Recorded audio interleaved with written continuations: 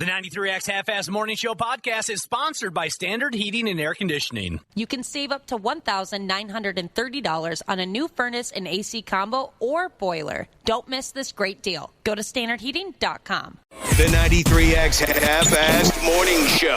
93. It's a porn room. These are impressively organized and cataloged. People in the community like things well labeled, so I developed the spewy decimal system. Porn, dude. Like, there is so much porn. Like, you've never been to the last page on Pornhub, ever. Those swimsuit issues don't excite me like they used to. I've been spoiled by internet porn. It's true. Totally. What do you mean, internet porn? They've got like thousands, literally millions of naked pictures on the internet. Why didn't you guys tell me? I watch porn on the internet. I'm sorry. I'll try to stop. It's good to get it out in the open, though. Do you want me to you? Yes. Showtime, baby. Well, sure.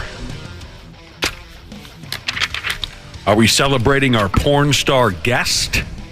That is exactly correct. Later on this morning, our porn star friend will be wandering in studio unless anything has changed since yesterday. Nothing has changed. Jordan Mack's going to swing by. She's on the cusp of headed out to the AVN, the AVNs, the Porn Awards. Sure. Has she ever been up for one that we know of? Not sure. I don't think so. I don't think so. And I believe that's what she's doing. I haven't confirmed that exactly. You said yesterday that's what she was doing. That's what you said yesterday. That she's going out of town for 2 weeks. I wasn't sure what she was doing. Oh, that's it. That's you just speculated? That is just it. I've got a friend that does that. He'll say something as fact, and then you'll be like, "Oh, really? When did that get announced?" Oh, it hasn't. I was just kind of assuming, based on these key factors, that's probably what it was. Well, I'm excited to find out what's going on with Jordan Max, adult film star. We might as well kick this in the ass, though. What is it now? 5:42. Welcome to the 93X Half-Ass Morning Show. It's Thursday.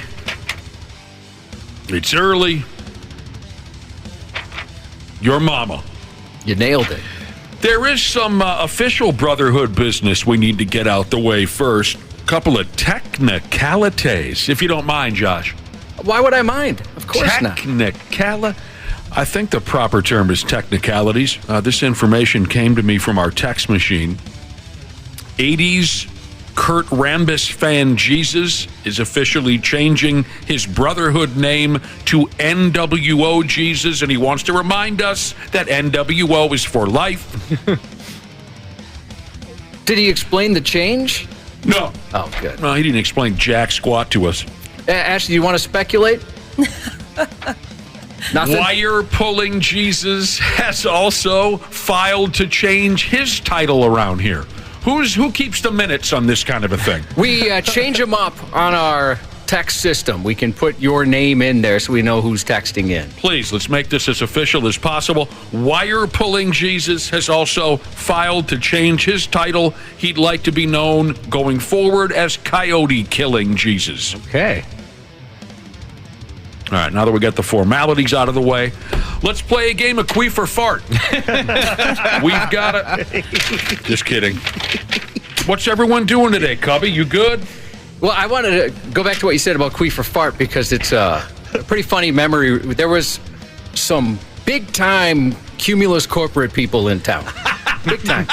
And I think we were actually playing back or front. And if you aren't familiar with the game, we would play some porn audio and a listener would have to guess whether or not the lady was getting it from the back or the front. And, you know, there was a strategy after a while when we listened to enough. I mean, there was a real strategy to it. Oddly enough, with such a disgusting, bizarre, silly, wacky Just radio ridiculous, game, yeah. as backwards ass gross as the whole thing was, after a while, you could follow a certain strategy to be successful with the game, back or front, or Queef or Fart.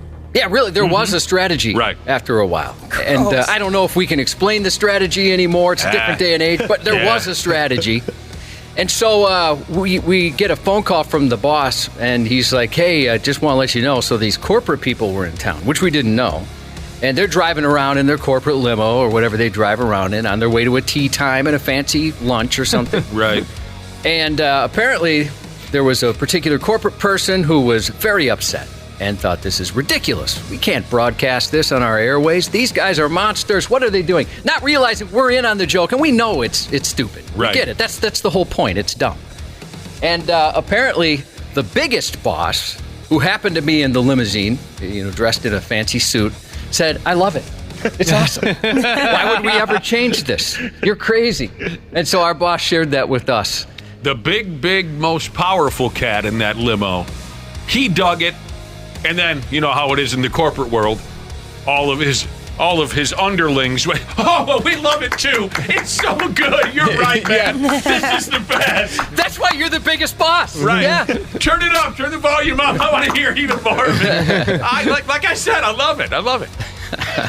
I felt bad for that person. And, there are some people who still ask us about those segments, which we regularly played on this program for years. Queef or fart, back or front.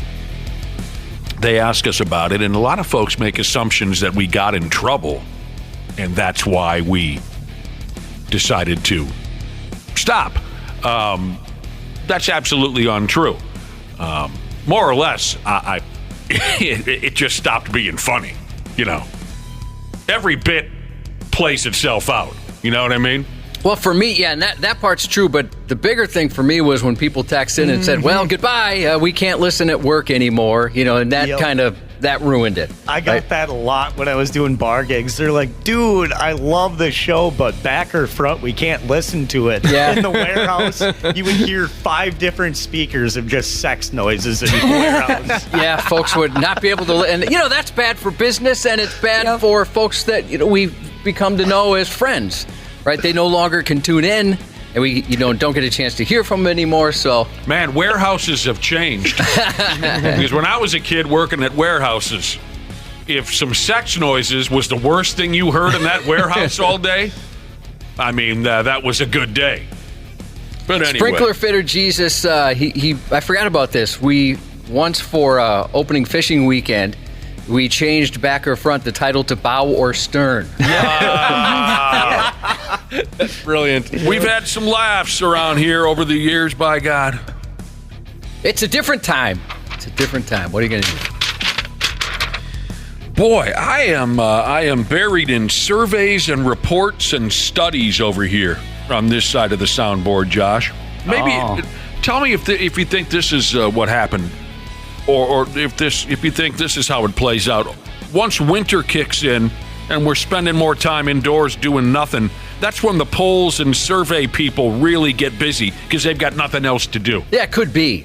I would think it's more end of the year. Yeah, that's what I was thinking. They do a lot of that, sure, but that's more like rankings and stuff like that. That time is come and gone. This is more just we're hunkered down for the winter. We're not going here and going there. Let's pile up. Let's act like we're doing something around here. And let's pile up some surveys and some reports and some studies. Here's what I have. If you like your coffee black, you might be a psychopath. Looking at your hands can determine if you're a psychopath. Oh, I've heard that before. People who sleep naked are more likely to be night owls and have nightmares. Sleeping in on weekends might save your life. And man boobs can kill you dead. That's a lot. Yeah, it is a lot. I qualify for a couple of these. I don't like coffee, but when I drink it, I just drink it black because if you put something in it, it's kind of like when somebody sprays something after a disgusting poop. Yeah. And it just smells like flowery poop. Yeah.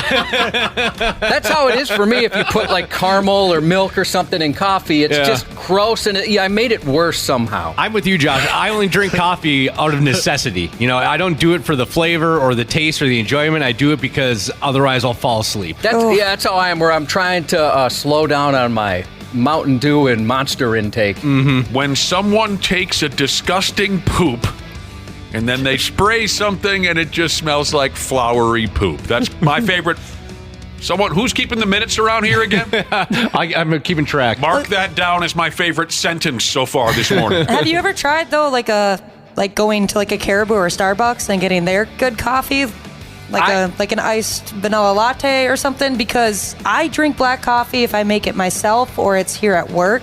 But if I get a chance, I'll get something flavorful and delicious. It's funny you say that because a former coworker of ours, Janelle, Nick. Oh, yeah. Is she good friend of ours? Former Janelle.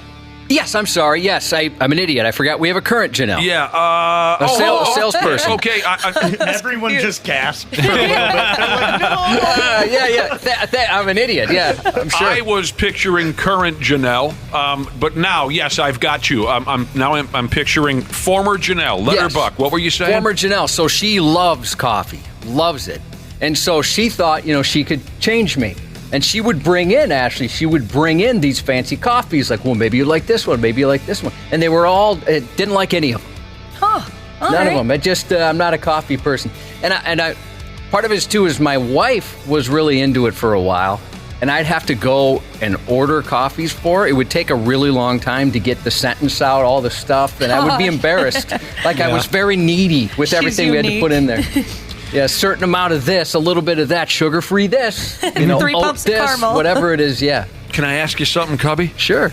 Current Janelle, I know her feelings on me. Oh, by God, she's made that very clear, her feelings on me. Let me ask you something about former Janelle. She ever say anything about me? Oh, yeah, she's a big fan. Absolutely. Well, you know what I mean. She named one of her kids Nick.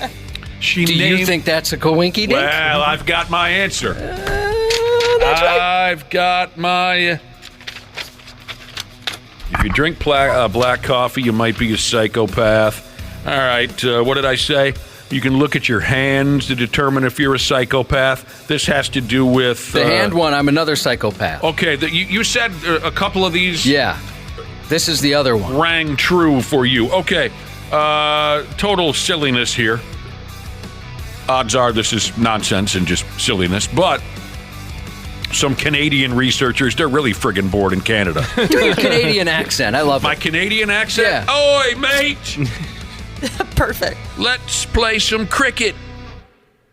Canadian researchers said if your index finger is longer than your ring finger, you're more likely to be a crazy psychomaniac.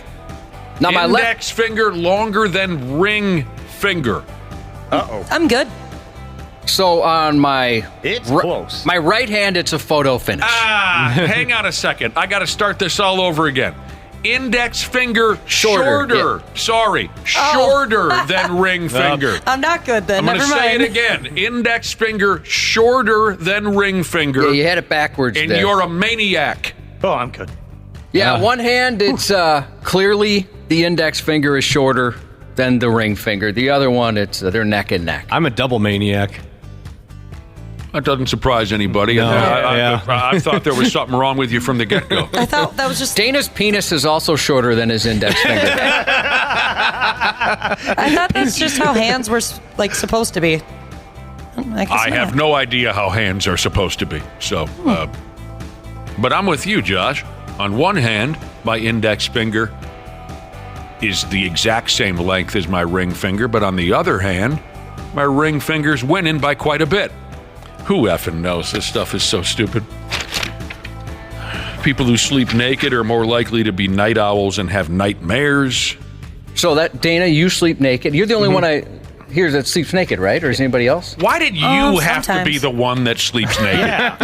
out of the five of us, how come it had to be you? I don't know. It's just comfortable that way. What if you crashed at a buddy's house? Oh, no, I'd leave drawers on for sure. You would? Yeah. Okay. Just when I'm at home by myself. Borrow some drawers from somebody else if you have to. Yeah. Well, I have a question then. So when you guys do the business with a girl, you put your clothes back on before you fall asleep? Well, yes, but only with the girl. With anybody else, no, I'll sleep naked. Define clothes.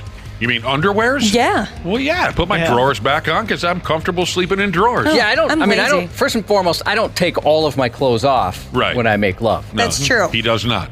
But I'll put my boxers back on. I mean, I'm always worried about ruining something, ruining the sheets in some way. Mm-hmm. I leak from a lot of places, and places you might not expect. The older I get, the worse it gets.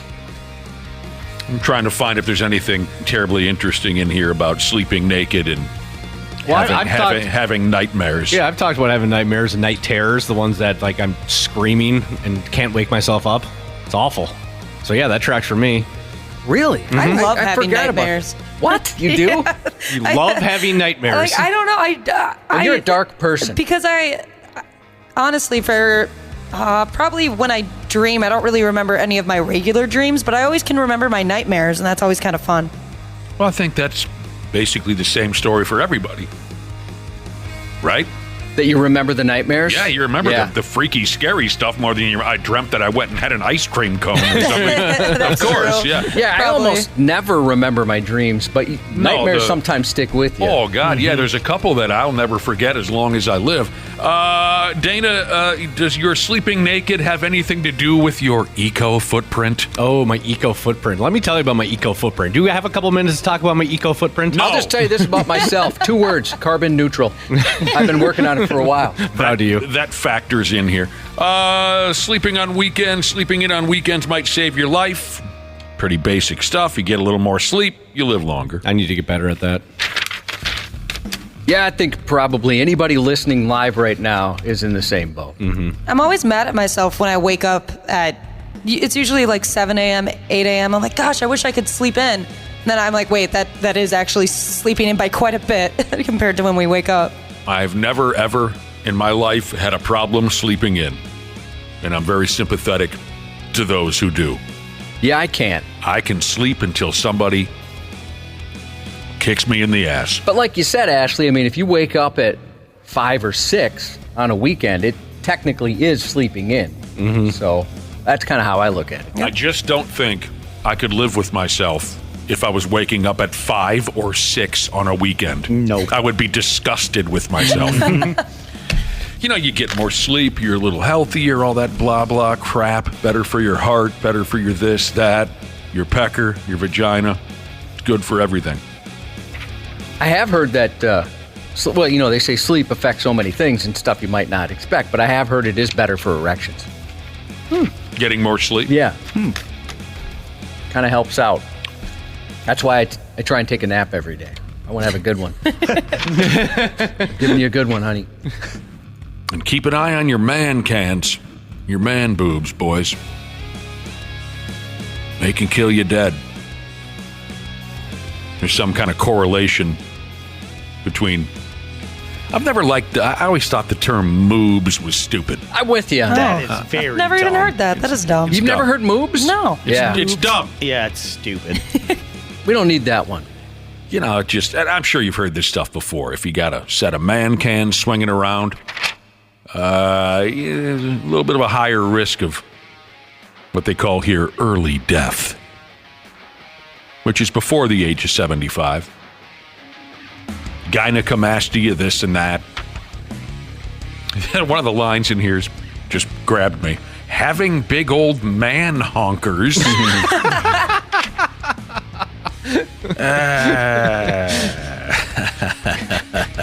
Who the hell wrote that down? Who left that in this report? Having big old man honkers. I think honkers is one of the first slang terms for boobs I remember hearing, on the playground and stuff back in the day. For me, it was hooters. Yeah, Hooters? Yeah, I mean, aside the T word, yeah, certainly, but something a little more innocent. Yeah, hooters. Honkers. For me, I think it was jugs. Oh, okay. I was just thinking that would be the other one, too. Knockers.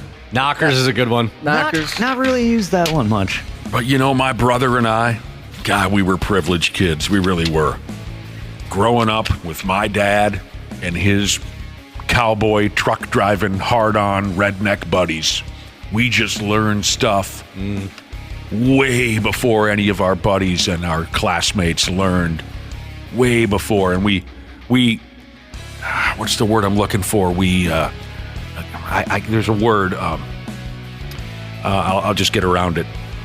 thrived. That's the word. We thrived on being able to teach our third grade buddies, these awful swear words and things that they had never heard before.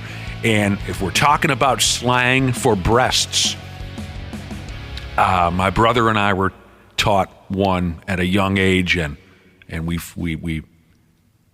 thrilled our classmates. Lungs.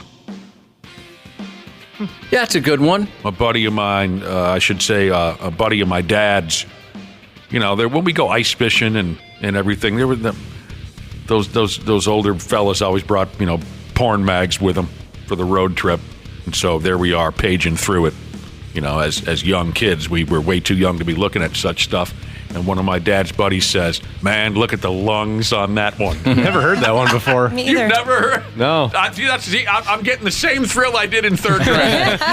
Look at the lungs on that one, he says. So then, we brought that knowledge back to our grade school buddies, and it was like I said, it was kind of a thrill to teach them. I remember the first time I heard melons, I thought that was pretty funny.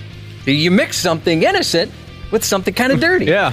Nick, it must have been nice to have that type of education so you didn't have to be that kid that was like, well, I know what it means, but I want to know if you know what it means. You know what I mean? Didn't have to play that game. Yeah. Look at the lungs on that one, he said. Oh, wow. There's also a study on whether or not you push or pull a door if there is no sign on it. I read that one, Josh, and I guess in order to be a part of the conversation, you have to know what move you'd make, and I just, I don't know. Push. Always push. Yeah, push. Mm-hmm. And you guys know, you remember that anytime you encounter a door that doesn't say push or pull, you always push. Well, yeah, I'll be honest, I don't think I ever look for a sign or really notice it. I always push. Usually if it's a handle on the outside, then I'll pull. That makes sense. If you're outside... Yeah, okay, you know what? There's a difference. If I'm outside, I would pull. Yep. I was picturing inside. Yeah, I only know because there's been so many times where I go to push and I don't go anywhere. And I'm like, oh gosh, all right, hope nobody saw that. So for whatever reason, Midwesterners were more likely to push. Huh. And men more likely to push than women. That's interesting. But it was super close. It was almost 50-50. We're talking like 51-50 or 51-50 or nice. 52-50. I'd have no idea. Really? So you feel like you're just thinking about it? Like you don't picture it? No, I can't picture what I do in that situation. Although the doors in the studio are pulls, the bathrooms are pushes. They are. But when you walk into the studios, they're pushes. Right. I'm sorry. Again, I'm going from inside out. I guess I'm just, not thinking. I'm always just fascinated that somebody got paid a lot of money to do this study. There's no proof that they got paid a lot of money. I'm with Nick on that one. Yeah, I guess. No, but it is somebody's occupation, isn't it? Who knows? Don't know. Yeah, it Who might just be a side gig. So, that was from YouGov.com. So, maybe they just looking for something to write. Sure. You know, not necessarily getting paid for that. That'd be funny. Someone running around a mall. Do you push or pull a door? Excuse me, sir. Yeah, and what if they ran into a lot of Nicks? Like, I don't know, dude. Yeah. Why would I think about something like that? I mean, if I'm ever going into a store, gas station, whatever, I'm usually, thinking of other things. So I... Wapple, I picture you just watching other people to figure out what to do, just standing there until somebody else comes out. Yes, that's exactly what I'd do. I would imagine I probably push forward first because that's the easiest thing to do. But again, I'm spacey like that. I don't think about things like that. Mohawk Mechanic Jesus said if you're inside trying to get out, you have to push a door for fire reasons, at least in a public place. So that makes sense. So we're violating fire code in this building right here. Fire code. I've gotten burned in this. Oh, I didn't mean that. I'll just say I've gotten burned in this building before. Leaving out the front door because when it's locked... Oh, I've done that. I forget that it's locked because I always use the back door. Go ahead, text in if you want. And so there's times where I almost smash my face on that thing. Yeah, because you got to do the other handle on the bottom. You got to turn that the secret handle. And then push it. Yeah, I've done that. I like to push it. Push it real good whenever I get a chance. Salt and pepper. I'm going to say 1987. Insomniac Jesus said, look for door stops on the door jamb. Spoken by a trim carpenter, he says. Look LOL. for door stops on the door jamb? What? Yeah, I see which way it goes. I don't know what that means. Like the arm of the door? Fish sticks, Jesus said, handle equals pull, push equals, bar equals push. I didn't realize we had so many problems with this in general society. Eastbound at sundown, Jesus says, well, once you're inside, you should have figured it out. That's a good point. Places are different, though. I guess I'm notorious for just trying to push on the wrong side of the door, especially at the malls. Uh-huh. Yeah, that I hate when I do that. You hate when you do that? Yeah, because it's just embarrassing. And then I get flustered and I just kind of like run out the door. Man, like I said, I didn't know there were such problems out there with basic door opening. Well, this is kind of funny. I was just talking about my wonderful upbringing where, my dad and his buddies, they didn't shy away from just being adults in front of us kids. And I loved every second of it. Here's a listener who remembers one of my stories. HVAC delivery, Jesus, didn't you and your brother pile into the wrong semi-truck and it was covered in hardcore porno? Yes, that happened. Oh, I think this was the first time the old man let my brother and I come with him while he drove truck summers. Mm-hmm. The old man, over-the-road truck driver. And we were pumped, so excited. And, of course, we thought that our dad lived the life of the snowman from Smokey and the Bandit, you know what I mean? Or Chris Christopherson from Convoy. Our only knowledge of truck driving was from movies and television, and we watched these cool movies where the trucker was some kind of hero rock star, and we thought, this is going to be great. In the end, it was boring as hell. But our very first trip we took with the old man, we were at the trucking terminal, and we're just pumped little kids. I don't know what we were, 6 or something. And he had to jaw jack with some of the other bros at the terminal. So we said to my brother and I, go hop into that tractor right there. And we went scurrying over there, excited as hell. And we jumped in, and the entire interior of this friggin' truck, this is dangerous, really, whatever idiot was driving this truck. The entire interior of the cab was porno. The guy had pasted and taped. They're hardcore porno on the ceiling and every available spot. So when he was driving to friggin' Lincoln, Nebraska, bored off his mind, he could look at ass the whole. I wonder if the guy died in a car wreck later in life. But anyway, we hopped in there, and the old man comes around the corner and sees that we're in the porno mobile. And he goes, no, not that one. Get that one over there. We got in the wrong cab. Did he know what was in that cab? Oh, I'm sure he did. Yeah, he's like, get out of there. My brother and I were thinking, Jesus, the old man's a little twisted. There you go. Was that the first time you'd seen something like that? Could have been. Because we were pretty little. I remember the first time someone showed me Hustler, I almost barfed. Keep in mind all the Catholic guilt. I'm like, my God. Wasn't the same way the first time you saw porn, too? You were just repulsed by it? Terrible. But what happened, that was terrible. Mm-hmm. Nobody should watch what I said. Honestly. Bad awful. introduction. And I think that's ruined it for me. Yeah. Honestly, it's disgusting. And Chef Boyardee suffered because I was eating some Chef Boyardee, and I never went back. That's and I loved it. Never went back. Sounds pretty good right now. Yeah, it would be good. Porno, I'm talking about. I was talking about Chef Boyardee. You were talking about Chef Boyardee, isn't he? Mm-hmm. I love that Boyardee. Yeah. Here's the deal. A little bit later. Speaking of porno, a little bit later, Jordan Max will be stopping by. Oh, we got other things going on. We'll talk to Randy Shaver at 7:30. We got a whole kind of a Thursday thing ahead of us here on the Half-Assed Morning Show. We'll take a break and come right back. Half-Assed Morning Show. They're loud, they lose control, they do their little circus act, they're a nuisance. 93X. Our experienced and certified technicians at Standard Heating have been trusted to keep our fellow Minnesotans comfortable and confident for over 90 years. We're ready to do the same for you, providing comfort you deserve since 1930. Standard Heating and Air Conditioning's 94 years of business celebration is going on right now. You can save up to $1,930 on a new furnace and AC combo or boiler. Don't miss this great deal. Go to standardheating.com. Are you, your family, or your business burdened with levies, liens, and back taxes from the IRS? The Biden administration just rolled out an $80 billion plan to militarize the IRS. Let America First Tax Group fight for you and your family. They specialize in settling tax debt, stopping the tax collector before they slap you with liens, levies, and garnishments, and slashing your back taxes. Take control of your financial future today and visit AmericaFirstTaxGroup.com. That's AmericaFirstTaxGroup.com. Stupid news on the Half-Assed Morning Show. Absolutely. We're just minutes away from today's stupid news report. A couple of text messages have come in that I want to make you aware of. Heather, the tricycle Jesus, texted in. How's he been? He's not so good right now, Cubby. Oh, no. Crashed his tricycle last night and bashed up his ribs real good. Oh, dude.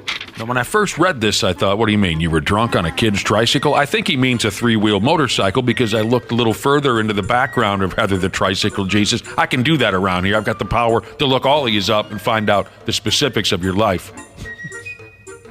I thought it actually was a tricycle. I think it is a tricycle. Yeah, because he tricycled around the country on it. Yeah. Oh, I assumed he meant a three-wheel motorcycle because the sumbitch lives in Louisiana.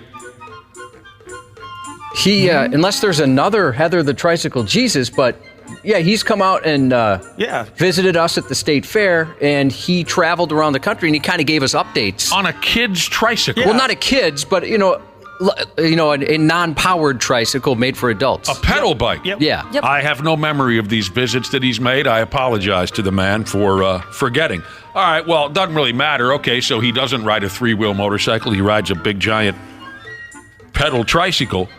He crashed it, and his ribs are bashed into a million pieces. So he just says, if we could do him a favor today, Josh, he wants us to put a little extra stank on it. The guy gets on a pedal tricycle and rides it around the country? Yeah. Mm-hmm. He sent us photos from the different locations. It's impressive. I bet his legs look incredible. I didn't get past the butt, Ashley. He's got a back there.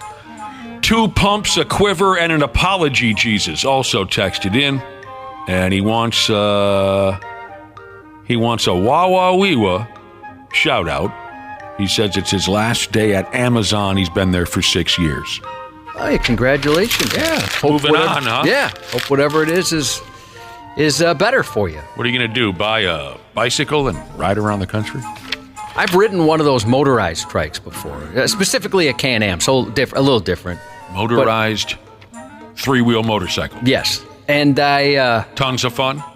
I didn't care for it too much. I was only 2 times, and I would embarrass myself because I'd get to a stoplight and I'd put my feet down like a regular motorcycle. And I'd have to pull them back up. And then I didn't know what to do. Well, how do you look cool? Yeah. Do I look stupid with my feet up on this thing at the stoplight? So I couldn't get used to that. And then turning also terrified because it was so different.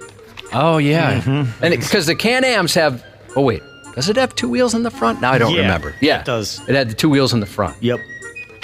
Yeah, that would be weird because then you steer it almost like a car, but then your handlebars are like a motorcycle. Yeah. That's weird. You'd have to show me what the hell you're talking about. All right. Cold weather here in Minnesota the last few days, no doubt about that. We're not the only folks freezing their bags off. Memphis, Tennessee has been much colder than usual lately. Although their usual this time of year is pretty damn nice compared to our usual. Yeah, a little different. I'll put it this way. They all went into a panic down there because the temperature was dipping down into the single digits a couple nights ago. Oh, uh-oh. That's not good. They are not prepared for that whatsoever. Yeah, I don't picture Tennessee getting that cold. It's all relative, depends on what you're used to. But some folks just aren't built for the cold. Down there in Memphis this past Saturday night, a dude who managed to escape from police custody turned himself back into the cops within an hour simply because his dumb ass found nowheres to go once he got loose, and it was just too damn cold for the bastard to handle. Can I hang here? What an idiot. I love that. Mother Nature bringing in another perp. This past Sunday night, when this dude cut loose from the cops, I think it was around 10 degrees. And my guess is if you're escaping from the cops real quick when nobody's looking, I doubt you have time to grab a coat and a stocking cap. The dude, a 20-year-old, by the name of DeMarcus Davis escaped about 10 p.m., and the word is by 10:30, he asked someone on the street to call the cops so he could turn himself in. Couldn't hack it. We like to believe we're pretty tough around here when it comes to cold, and there's good reason for that. I like to believe I can handle the cold pretty well because I'm cold every single day of the year, all year round. I wake up, I'm cold. I go to bed cold. I'm constantly cold in the middle of the day. It's pretty much all I know is cold. I'd take this weather over super hot weather any day. I'm with you, Josh. I think they should make me the grand poobah of the damn winter carnival. I don't know. Maybe I'm low on iron or I need more fiber or something. I don't know. Heather the Tricycle Jesus has checked back in and said his ribs already feel better, and he's in stupid Mississippi for 2 days. Well, be careful. You guys you put some stank on it for him. That's kind of you. Trying to stank it up here. Doing our best. Here's an interesting fella down there in Brazil. By God, he's a dirty crook with a tattoo on his forehead that says, "I'm a thief and an idiot." You remember this guy? We had brought him up in the Stupid News before. Oh, yeah. When this happened. The story behind the tattoo is a good one, and I'll get to that in a minute. And like Josh was saying, some of you might already be familiar with the dude because we've talked about him in the past on this here radio show. He has a tattoo on his forehead that says, "I'm a thief and an idiot." And I guess he proved that statement to be true by breaking out of jail just days before his scheduled release. His effing name is Rowan. He's only 23. It's a damn shame he's wasting his youth by dumping himself in and out of jail. He's certainly not alone in that. Rowan was one of 7 inmates who escaped a joint called Sao Paulo's Provisional Detention Center on Christmas Day. He and 7 others broke out of the joint. The story says the inmates, quote, captured prison guards somehow, and they all took off on out of there. And this Rowan, like I said, was only a few days away from being set free. He had spent nearly 4 years locked up. He's almost ready to get the hell out of there. And then he gets involved in this caper where they busted out of the joint. Yeah, I don't get it. Maybe he's just bad. He didn't have a good calendar, didn't realize how close he was. This guy's just as dumb as a box of rocks. Maybe he didn't want to leave. Maybe he just always wanted to stay in there. Doesn't know anything else. Well, but he left. He escaped. What do you mean? Of course You're saying because he wanted to get caught again? I mean, you'd think he'd maybe... Oh, you could just stab somebody. You can stay. Yeah, you don't got to break out of the joint. It looks like he regretted his decision to break out with these other inmates because he turned himself in just 2 days later. Come on, dude. What are you doing? Are you a good guy or a bad guy? You're 23 years old now. It's time to pull your head out of your ass and do something with your life. Now, the origin of his tattoo.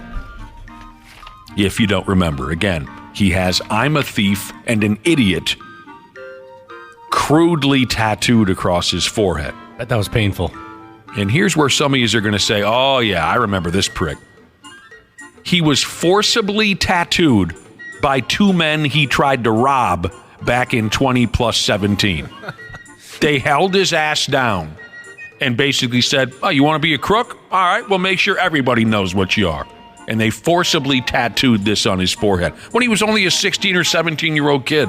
It's like a movie. Mm-hmm. To make job interviews tricky. You ain't got to worry about that. Yeah, I don't picture him going to too many of those. Yeah. The 2 guys who pinned him down and soldered his forehead for him both served time for that. They were charged with inflicting serious bodily injury, and I like the title of this charge, illegal embarrassment. Over the years, most of the tattoo has been removed.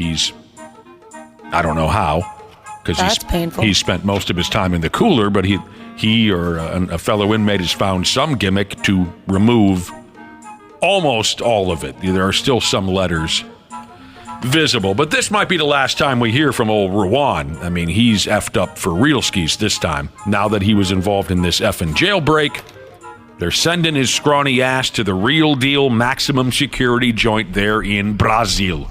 He's going to be in with the big dogs now. Take your medicine, son. I feel bad for the kid to a certain extent, because when you see pictures of him, he just looks like your average little skinny little kid. But he's just stupid. Beyond stupid. Yeah, what a waste. Mm-hmm.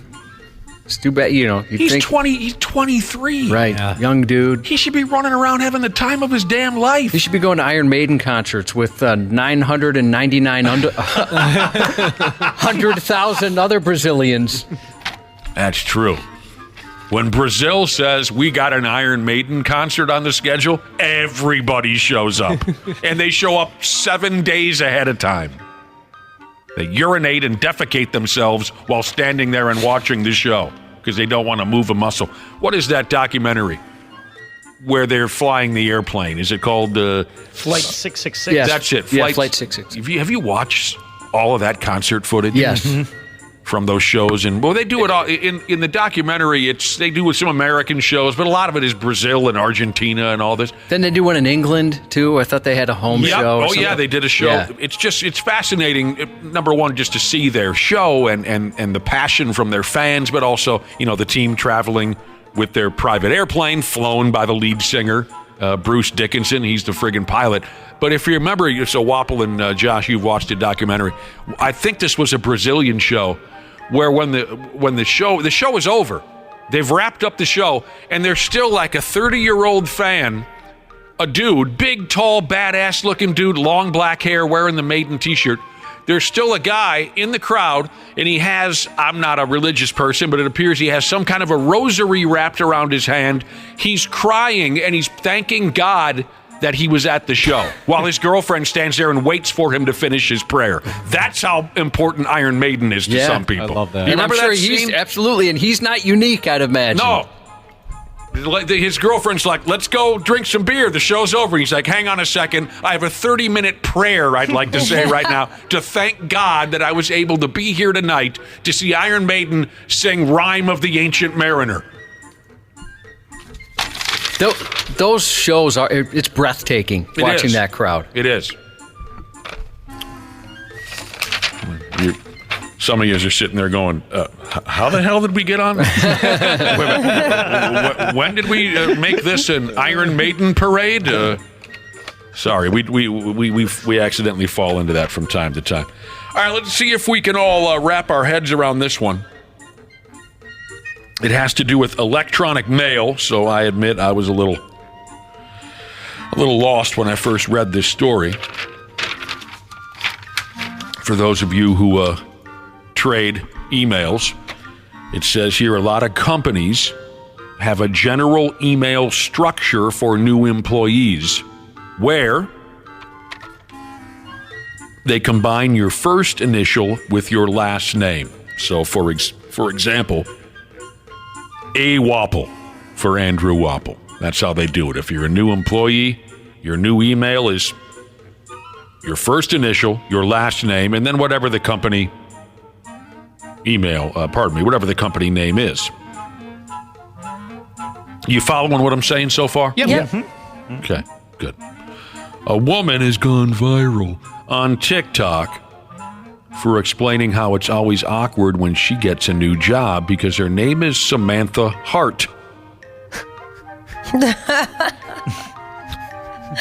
You guys just did the math on that one? Yeah.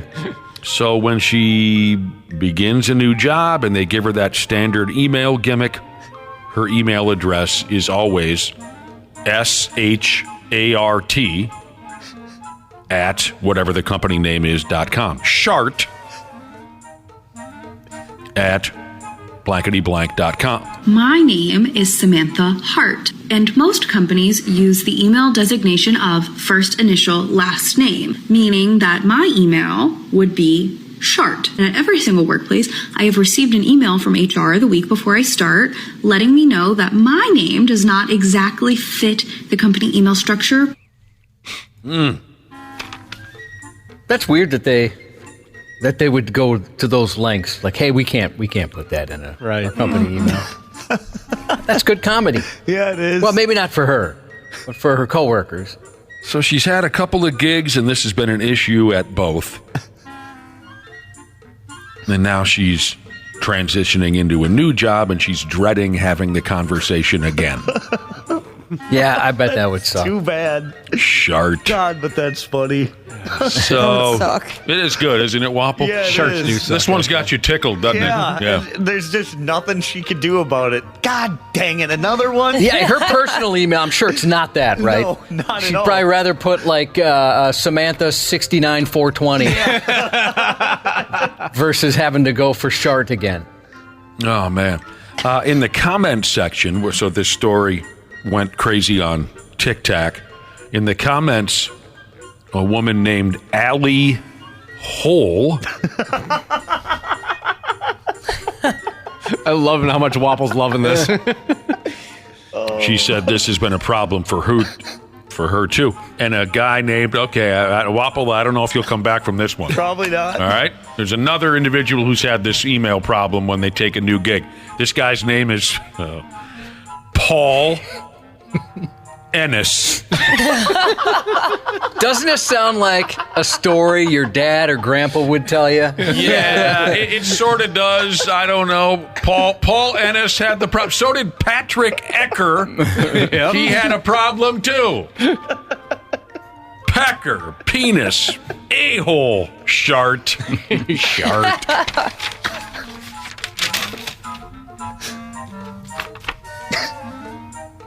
I'm going to predict that Kermit over there is not going to make it through this. He's going to pass out. I'm worried about your lungs. You are a smoker. God, that was You're having good. some trouble over there. That was fun. I like it when you have a good time. I could feel my face getting red. I don't know, dude. I'm afraid to bring up this next subject because I feel like this is going to take you right down to a knee at least. As we continue on with today's Stupid News Report, we get to cross paths with a bit as old as time itself. Lighting farts. Ever since cavemen discovered fire, Cubby, man has been lighting his farts, hasn't he? Yeah, I'd imagine the first one that figured that out was considered a god. Mm-hmm. They named a star after him or something. Yep. Some fart lighters find great success and are hailed as heroes. Some aren't as lucky. And there's a video going round and round like they do, where a Chinese fella took a crack at lighting ass, and the flame was so massive that it set the back of his pajama pants afire. Get real quick! I haven't seen anybody's pants catch on fire, but I have seen some impressive displays from people that have gone for it. In real life or on video? In real life. Oh, yeah. wow. Okay. This guy lived. That audio is great. It is pretty good. I mean, what the hell? Where did that come from? Have you been hanging on to that one for a week? And what's perfect is that no sympathy from his buddies whatsoever, because that's how it really goes. Your friends don't feel for you at all. He did it to himself. The flame, you got to see this video. The flame that he fires out his ass. We were just talking about rock concerts, Iron Maiden concerts. This was like when you go see, when Kiss was still legitimate. When they'd sing the song Firehouse and the pyro that they used, this rivals that. You can see it on 93x.com. It's no tiny little flame. This is a friggin'... Oh, that is a flame. Oh! You can start... Oh, man. The guy holding the lighter's lucky he didn't get his hand burnt off. Jeez. Yeah, I've never seen an assist. I've always seen a person do it themselves. And you get in just some pretty odd positions. The Chinese bro here, he's known by the name of Bin. And here's how the video played out. Bin is lying on his bed. He's on his side with his can pointed towards a camera. A friend of Bin's raises a lighter up to Bin's cornhole, which is thankfully still tucked away in his pajama bottoms. It's not a naked fart lighting. That could kill you. But when Bin pushed out this man queef, a big old fireball cuts loose, and the flames caught on to Bin's pajama pants. It looks like the lighter just hits like gasoline, and it just And the timing is perfect. Can we hear the audio again? I mean, you're right. His friends don't say, "Oh my God, are you okay?" They just laugh their nuts off. Get one quick.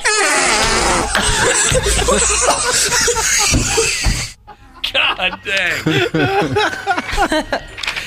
It's even funnier that they're speaking Chinese. I don't know why. But just that adds to it somehow. I don't even know what they're saying, but it sounds like they're having the time of their friggin' lives. Oh, man, we got to play that all year. Oh, yeah, the next dad fights. Maybe that could be our wrong answer audio. Dude, it's got to be our correct answer. There's nothing wrong about that audio. And the wrong. I want you to throw that in no matter what. No matter what's happening. So Ben goes into a tizzy. He's rolling around on the bed trying to douse the fire, and he was able to put it out before it killed everybody in the room. I don't know. I could get into the science of how this works, but I don't care. I'm shocked the bed never started on fire. Yeah, I don't know. Oh, maybe it's not a bed. Maybe he's on a rug. You know what sucks, Wapple? I already forgot what it sounded like. Oh, really? You know, I could play that for you if you really... could, yeah, sure. Get one quick. So, if anybody speaks Chinese, I'm not sure which, what region that is, but what does he say there? Is that a countdown that he gives? Because, again, that timing was so perfect when the guy flicked the lighter and, It was what I heard. I don't know if that means 3, 2, 1 or 5, what. 4, 3, 2, 1. Get one quick. I'm never going to get tired of this. Don't try this at home, experts say. Experts. I love that. Fart lighting became big in my generation when Dumb and Dumber came out. That's the first me and my friends had heard about it. Dumb and Dumber. That scene where he's kind of like playing out like a fantasy of like how the Christmas would go, and then he like everybody laughs it up and thinks he's so funny. A buddy of my dad's did it for us at a fishing shack when we were 14 years old, and we almost didn't make it through the night. We were just so thrilled. There's an urban legend in our neighborhood that somebody's cousin tried it, and the flame went up the beehole. Yeah. And then the guy had to like poop out a tube for the rest of his life. Same in my neighborhood. Yeah. Yeah, I think that's something everybody kind of had that story that went around. Yep, that it just went backwards and they basically breathed fire. Yeah. It went. Get one quick. We got to do that this weekend. You guys want to come over? I'll give you. I'm good. I'll have my freaking wife. Oh, I can't believe you brought her up again. She makes me so furious, Josh. You do sound angry. Oh, God. I'll have my wife make a big pot of corned beef and cabbage. I'll bring some chili over. Yeah. Wapple, bring a lighter. Yeah. Some Fiber One bars. I don't know if this is true or not. Someone texted in and said, I took Mandarin for 4 years. Best I can make out, he says, your mother. Oh. That makes it better. This one's for your mother. Furt. Somebody else says, no, he's saying spit in my mouth. What? That's not what he's saying. Sometimes fart fire can be totally accidental. I don't know if you remember this one. In 2016, a patient in a hospital cracked one off during surgery, and the fart ignited a laser being used in the operation, and it killed everybody in town. Whoa. Just ba-boom. I want a fart laser. Killed everybody within a 3-block radius. I do have a fart gun. My youngest was gifted it for Christmas a few years ago. How does the fart gun work? It looks more like why can't I think of it? A megaphone. And there's a bunch of, but it's supposed to be a gun. And there's a bunch of different fart sound effects you can shoot at somebody. Oh, man, I'm on. I don't think I have. I predicted Wapple wouldn't make it through this. I'm the one I got nothing left after that audio. That was so much fun. Dental Babe Jesus said, not trying to be dramatic, but that video made my entire month, and I will now make it my ringtone. Would you guys show me how to do that? Oh, yeah. Make a ringtone? Yeah, I'll make it a ringtone for you. You could make that happen anytime my phone rings? Yeah. Or anytime you get a message? I think a text would be better. But well, it's up to you. It's your phone. No, I don't know. Is this something we could get done today? Yeah. Yeah, This is easily. going to be a great day. If it was his ringtone, it's just going to constantly be that. Looping over and over again. Josh, call me. Call me again. Call me. Can you do it in minutes? I'm sorry, I don't know. Can you get this process done within minutes? I don't have the program here. Because before the show is over, I want to change that sound and make it my ringtone, and then we'll, have a conversation on air. We'll do a break, and you guys just call my phone over and over again. All right, I'm obsessing now. Do we have time for one more, Josh? Yeah, why not? All right. Take time. Oh, I'm out of wind, and I'm not trying to be cute with that. No. Let's go to a place called Rancho Cordova. Oh, I thought you were going to say Rancho Cucamonga. Rancho Cucamonga. Wapple gets excited. That's the hometown of the Young Bucks.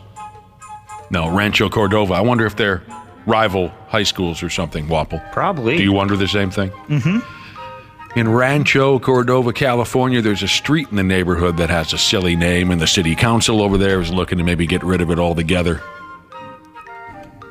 I guess when they have meetings, at the council meetings, whatever folks do, you know what I'm talking about. Whenever they have meetings on this, grown folks get a case of the giggles whenever they have to talk about this town. Or, pardon me, not town, street. The street. The street is called Poopenaut Court. Somebody really, really needs to think about a new name. What's the name? I'm not saying it. Poopenaut? Poopenaut? It's a funny name for a street. Change the name to something less offensive. Why change it? It's been there for so long. Offensive. Offensive is the word you went with? That. I hate when people call offensive. things offensive. Maybe she just couldn't come up with the proper term. That's my guess. I don't think she meant it offends people. Where do you live? I live on Poopenaut Court. Hey, that sign offends me. Poopenaut is a valley in the area. You see where I'm going with that? That's what they named the street after, this valley. There's a Poopenaut Valley. It's been around for 18 years. Oh, it's been around for almost 2 decades. The city sent out a survey is how a grown person should say that, to residents, and several new names have been suggested for the street. It'll be the city council's duty to make a final selection. You got any ideas? I'm still hung up on the fact you said duty. I did? Yeah. Oh, my bad. I wonder, there's this kind of thing we've talked about, especially it seems like towns in England, right? There's some really dirty ones. Mm-hmm. It's just, some of that had to have been on purpose. Oh, you gotta absolutely. think, right? Finger Bang Road and things like that. I think that is one, isn't it? There's something close to that. It's Finger Bang Street. There's something real close to that. I mean, I guess in 1801, they probably didn't say finger bang back and forth very often. But in England, it's further back than that. Yeah. I don't know. That's one of my favorite bands. Who's that? Finger Bang. Oh, sure. From South Park? Yeah. Yeah. Oh, yeah. That was their boy. Bang right into your heart. That was their boy band. Yeah.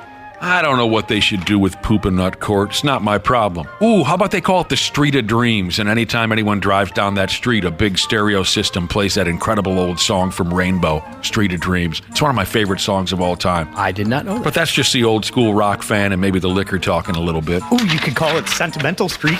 Yeah. Nice. Yeah. Nice. We could.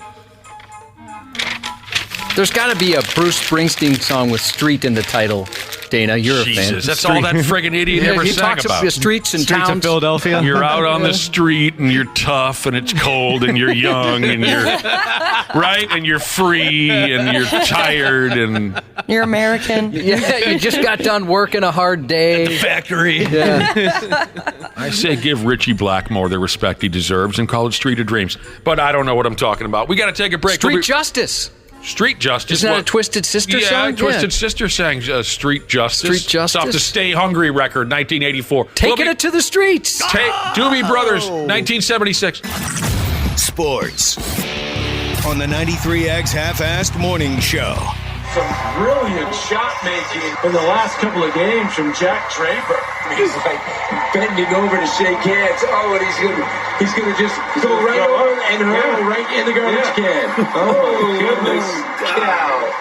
Wow. What a way to finish it. A winner and then a hurl in the can.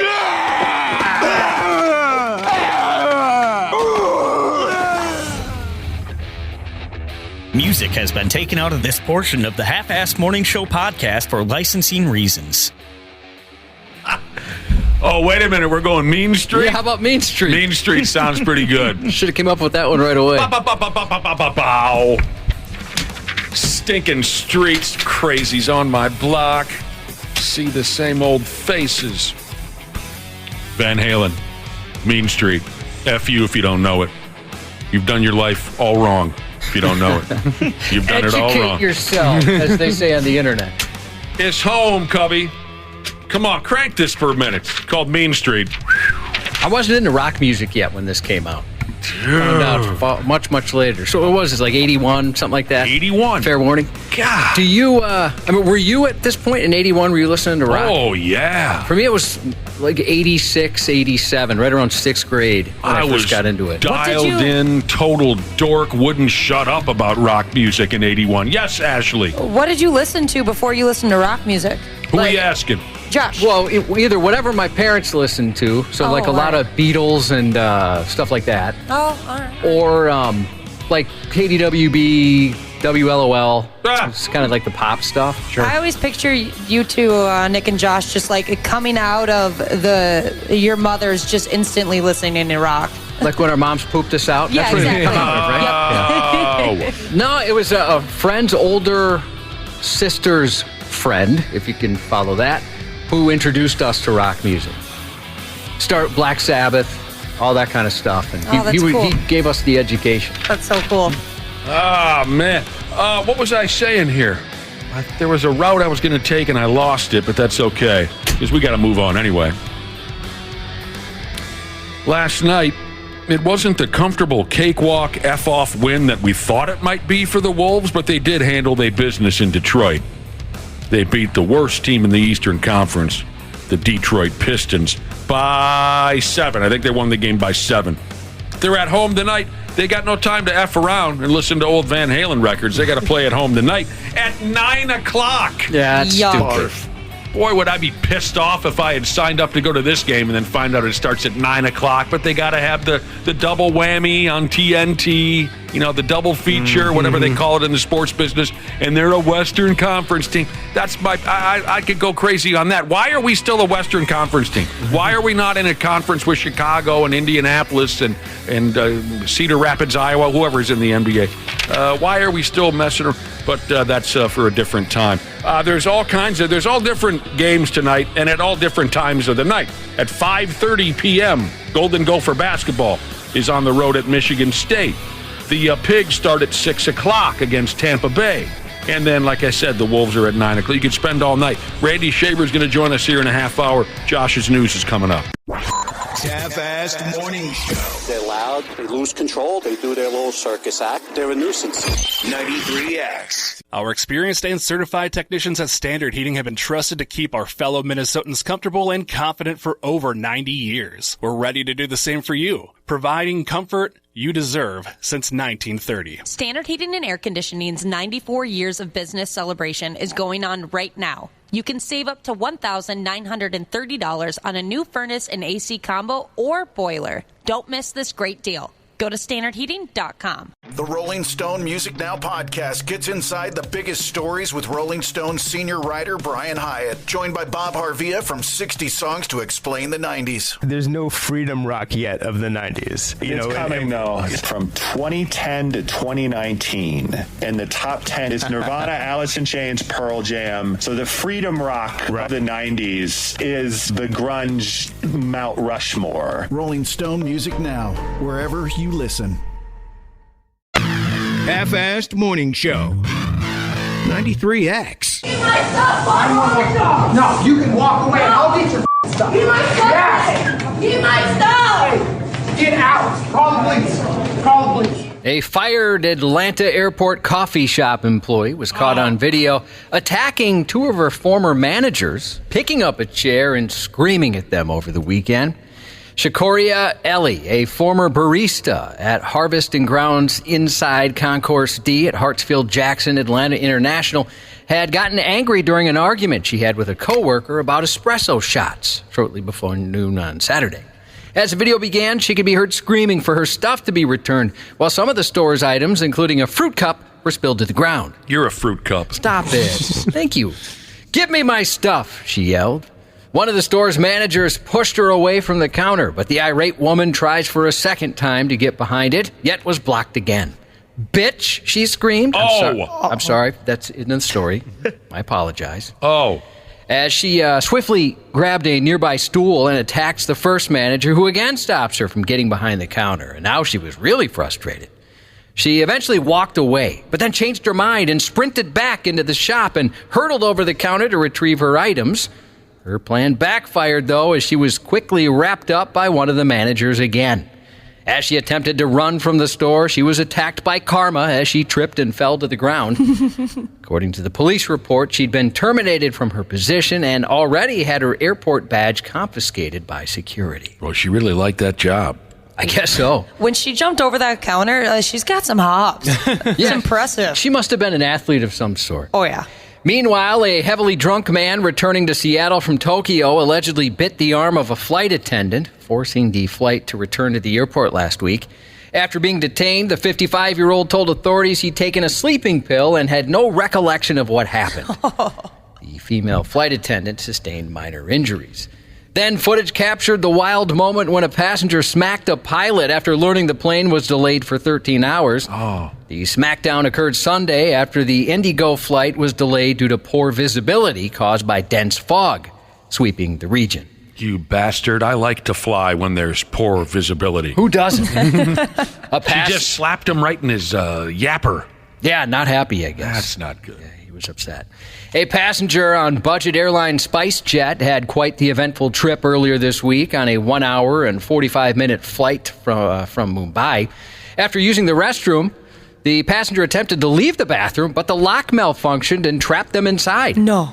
The airplane crew attempted to free the passenger from the lockdown, but was unsuccessful. Eventually, crew members slid a note under the door to give proper instructions. Sir, we tried our best to open the door, however, we could not, the letter read. Do not panic. We're landing in a few minutes, so please close the commode lid and sit on it to secure yourself. As soon as the main doors open, an engineer will come. Once the plane landed, 2 engineers came on the plane and broke the door open. And that's not the only potty-related plane incident making headlines today. A New Zealand couple had the bad luck of sitting in a passenger's urine for a lengthy international flight. They say about 10 hours, perhaps. The revolting incident unfolded when one of them placed his pillow and other belongings underneath the seat in front of them. When the flyer retrieved his pillow, it was reportedly damp, but they chalked it up to wetness by spilled water.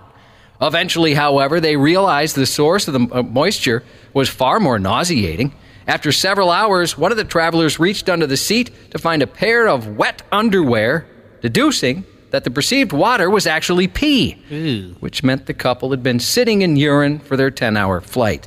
In addition, one of the passengers claimed to have used the soiled neck pillow for several hours under the assumption it was just a bit wet from water. Wow, that sucks. Then passengers on an Air Asia flight were probably hoping for Samuel L. Jackson to pop up and save them. A live snake was found on an overhead cabin. In video, the tiny snake can be seen slithering above the overhead cabin as crew members attempt to capture the snake inside an empty water bottle.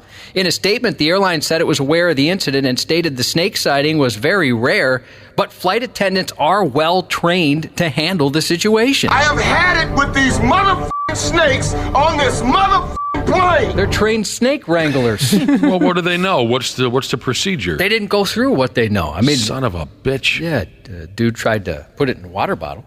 The statement said it's unclear what type of snake it was and how it ended up inside that plane. Arnold Schwarzenegger was detained by customs officers at the Munich airport yesterday for not declaring a luxury watch he was wearing while traveling to Austria. It's about time. The 76-year-old Hollywood star was detained for 3 hours at the airport in Germany, saying he planned on auctioning the watch for his charity auction, which happens today. A rep for Schwarzenegger said he was never asked to fill out a declaration form. He tried to pay the taxes for the watch at the airport, but the credit card machine wasn't working. He was then brought to an ATM to withdraw money, but the limit was too low, and then the bank was closed, so customs officers finally brought in a credit card machine that worked, the actor's rep said. He said once the watch is auctioned, Schwarzenegger's charity will properly report it as of all of his nonprofits do. The watch was custom made for Schwarzenegger by a luxury Swiss watchmaker. A criminal procedure investigation for possible tax evasion is currently ongoing, but it sounds like that's not going to happen because it was about $10,000 in taxes he ended up paying. He's been getting away with crap like that for years. Has he? A New Jersey man was arrested Friday on arson charges after investigators allegedly discovered he set 3 fires at 3 separate times at a vacant home in Ocean City. 36-year-old Stephen Johnson was charged with 3 counts of second-degree aggravated arson for the fires, which occurred earlier this month at a property he lived right next to. 1:30 a.m. January 6, police and firefighters were called to a structure fire at a vacant property. Investigators found the fire started in the living room of the structure, and it was caused by an unknown person who put an open flame to an ignitable liquid. At 12:30 a.m. last Wednesday, police and firefighters were dispatched to the same address for a shed fire, also caused by someone who's an unknown person putting an open flame to an ignitable liquid. About 1 a.m. Friday, police were conducting surveillance at the home when they saw an unknown man, later identified as Johnson, hop the fence to the property, pour liquid on the attached deck, light an item on fire, and then drop the ignited item onto the deck. He left the property and returned to his home, where he was arrested. Further investigation showed he was responsible for all 3 of those fires. That's his thing, huh? I guess he just likes to maybe watch the response. In related news, according to statistics just released by the State Fire Marshal Division of the Minnesota Department of Public Safety, in the state of Minnesota, at least 345 fires have been started by candles since 2018. Oh, I always have candles burning. Yeah. Oh, really? Always? Yeah, I love candles. And then my boyfriend will go around the house and blow all of them out because he claims it's going to start a fire. Well, there's some evidence to back that up. Yeah. I mean, that's not a guarantee. Obviously, there's plenty of candles that do not start fires. It nearly killed 3 of my bros, Ashley.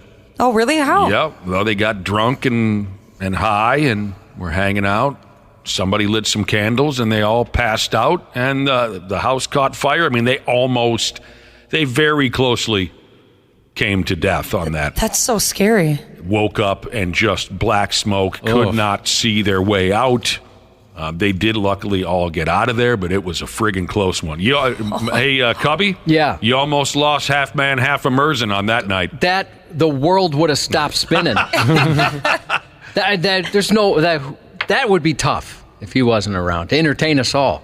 His story's pretty scary. Ask him to tell you next time you run into him. I mean, he woke up just jet black smoke, middle of the night, didn't know what was going on. Tried to crawl out of the bedroom he was sleeping in. Instead, he crawled into an open closet. That's how bad it was. He had no idea. But they got out just in time. I've only purchased 1 candle in my entire life. Mm-hmm. It's none of your business what I got. What? No, it wasn't a dragon that I got at the Renaissance Festival. I'm not a dork. Oh, that sounds awesome. A dragon candle? What? No. I thought I just heard someone say that. You're saying... Yeah. I was at the Renaissance Festival. That's what yeah. About 4 years ago, you said. Mm-hmm. And then you're saying that I bought a candle that was just the perfect representation of a dragon? Yes. Shut up, dude. Oh. You're a loser, not me. You guys don't know anything. A rookie Brooklyn cop who was rescued from a car fire as a baby by 2 NYPD officers in the 90s met her saviors for the first time on Friday and was given one of their shield numbers. Officer Denise Gomez, yes, she became a cop, was just 2 years old when NYPD detective partners Eric Ocasio and Charles Claudio pulled her family out of a burning vehicle in East Harlem. Ocasio and Claudio were on patrol on a hot July night in 1996 when they spotted a vehicle stopped at a red light with gasoline gushing from the bottom. The cops leapt out of their cruisers and yelled to alert the driver, but the gas caught fire within seconds. The car was completely engulfed in flames, they said, with 2-year-old Gomez, her 1-year-old brother, and her mother trapped inside. You observed the vehicle, some fluid leaking from underneath, directly underneath the vehicle. Ran towards her. I couldn't get the door open. She was hysterical. Broke the car window with the radio, and Charlie was able to save the 2 children. Meanwhile, Claudio rescued Gomez and her brother from the back seat. In the end, the family was unscathed. So on the surface, this is a story about great police work. But more than that, It's about the split second it takes to change a person's life forever. Gomez was reunited with her heroes more than 27 years later at a heartwarming event last Friday at One Police Plaza in Manhattan, where Gomez received Claudio's badge number. It's emotional, you know. I finally get to meet them. They saved our life one time. To find out 10 years after I retired that this young lady wanted to carry on because of what my partner and I did that day. It's very fulfilling. I never thought this would ever come true. And, you know, I'm just glad that she joined our family. Gomez, who now works in the 90th Precinct in Brooklyn, entered the police academy in 2022. She'd written about the incident as the inspiration for her decision to join New York's finest. Oh, that's so sweet. In far less heartwarming news from the NYPD, a moped rider intentionally plowed into a New York cop who tried to stop him in the Bronx over the weekend. That's the latest, believe it or not, in a recent disturbing trend of moped riders ramming into officers. Since when did moped riders get such an attitude? I don't remember the last time I saw a moped. No. Yeah. Police attempted to pull over a man riding a moped about 6:50 p.m. Sunday for a traffic infraction. During the stop, the moped menace took off, deliberately striking a uniformed cop who suffered minor leg injuries. And the incident comes just 2 weeks after another wild moped rider, 26-year-old Brandon Davis, plowed into an NYPD cop who tried to stop him from running a red light. In another brazen act in early December, another moped rider, who's not been caught, slammed into a New York cop who tried to stop him for reckless driving.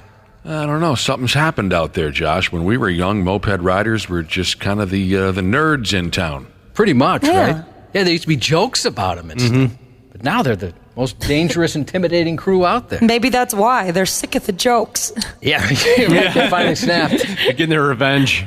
It was a busy night for multiple police departments in the Lake Minnetonka area after several teenagers left a trail of destruction in their failed attempts to flee from police. Police say it all started about 8:30 p.m. Monday when a BMW SUV was reported stolen in Orono. Several homes in that area also reported thefts from vehicles around the same time.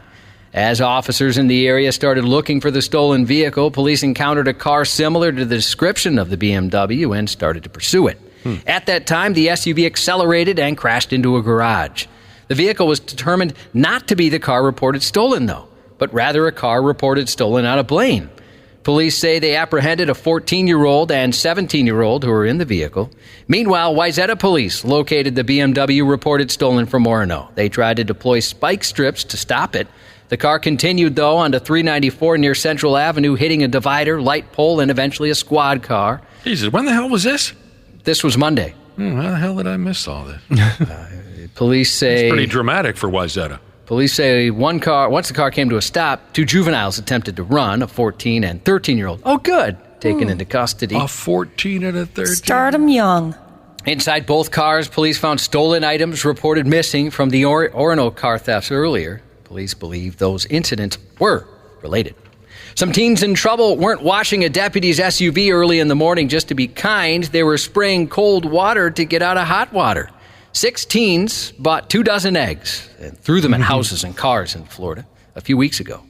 The sheriff's office said rather than face charges, they instead had to spend a day at the Santa Rosa police substation cleaning the victims' cars, patrol cars, fire trucks, and any other vehicle for free. Fire truck? The sheriff's office said in a Facebook post, while we strongly believe in solving crime, we also believe in solving problems. When the teens wrapped up, they gave the police station bathroom an upper decker before leaving to egg more houses. They were egging the cop cars, huh? Well, no, they were just egging cars. Oh. And the cop said, hey, you're going to clean those cars, our cars, fire trucks, whoever else is here. Did someone say fire truck? Fire truck. Now streaming on Max, the series premiere of On the Roam. Jason Momoa travels the open road and visits the workshops of craftsmen and artists to see their work firsthand. It's a night of Law & Order on NBC, starting at 7 with the 23rd season premiere of the OG Law & Order. The 25th season premiere of Law & Order Special Victims Unit begins right after that, and the night concludes with the season 4 premiere of Law & Order Criminal Intent. I'll be damned. Text the word IRON, I-R-O-N, to the Luther Bloomington Kia text line at 651-989-9393. That's your chance to win 2 full seats to Monster Jam next month at U.S. Bank Stadium, although you'll only need the edges. Prize furnished by Feld Entertainment. Jason Segel is 44. Jonathan Davis of Korn, 53. Turning 55 today is former professional wrestler, current actor Dave Bautista. Comedian Dave Attell, 59. Edmonton Oilers and New York Rangers legend Mark Messier, 63. Kevin Costner, 69. And WWF's $1 Million Man Ted DiBiase, who's now an ordained minister, 70 today. Safe travels and have a great vacation to Electrician Jesus and the fellas headed to the mountains in western Wyoming for a week. Happy birthday to I'm Not 51 Jesus from Waka Waka Jesus. And happy 13th to Berlin from Mom, Sass Master Jesus, Dad, Haulin' Your Wood Jesus, and the family. And that's 93X News. Care 11's Randy Shaver. Foot that ass. Foot that ass. Foot that ass. On the half-assed morning show. Murphy throws the pass across. And that puck's going to go out of play here, and that's going to do it for that sequence right there. 9:25 left. I apologize if I just damaged your eardrums there. It went right over the mesh, right over my head, so I apologize for that. I'm sorry. Oh, my God. I apologize for that one right there, and for saying, oh, my God, I shouldn't be saying that. I'm sorry. Okay, I'm just trying to catch my breath here. All right, as we're back to this thing, Rush here with it.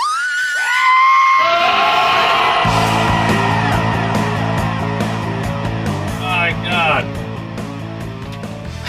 Oh. You hear that guy? What in the world? Is he going to be okay? Yeah, that was scary. Do you think that was real? No. I think he was putting that on a little bit. Did you hear that guy, Randy Shaver? I did. I guess I was a little confused at the beginning, but apparently there was a puck coming at him, and he freaked out. That's a hockey announcer. Small time type of a setup. I could tell that. He goes by the name of Mark. That part wasn't hard to figure out. He goes by the name of Mark Moffat, an amateur sports broadcaster in Canada. He's calling a hockey game between the Halifax Max and the Sydney Mitsubishi Rush. A puck comes out of play, starts sailing towards him in the broadcast booth, and he lets out this horrible series of shrieks. Sure. It says here. That would freak you out to have a puck come at you. Well, not that damn much. Yeah. The guy calls ball games for a living, you know. But I understand this is kind of his shtick. Oh.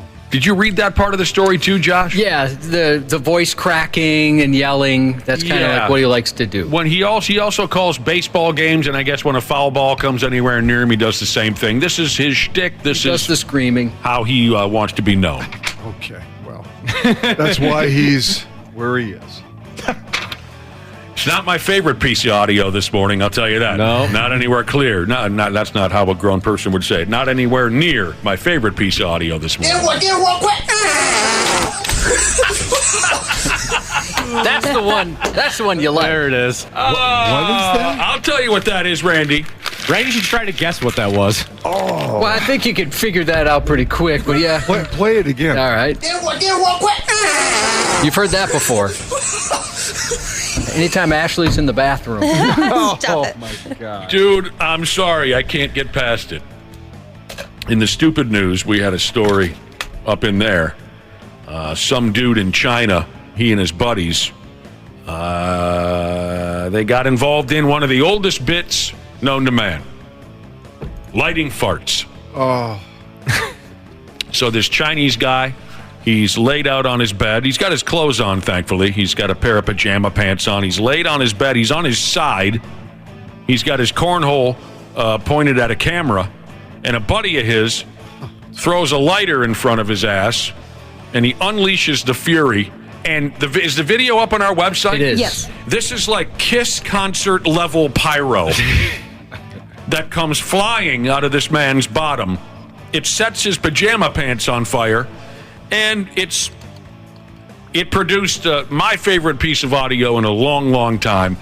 True story, before I leave here this morning, someone with greater technological skill than I have, and that's everyone, but someone amongst the five of us is going to make that my ringtone on my cellular telephone. Get real quick.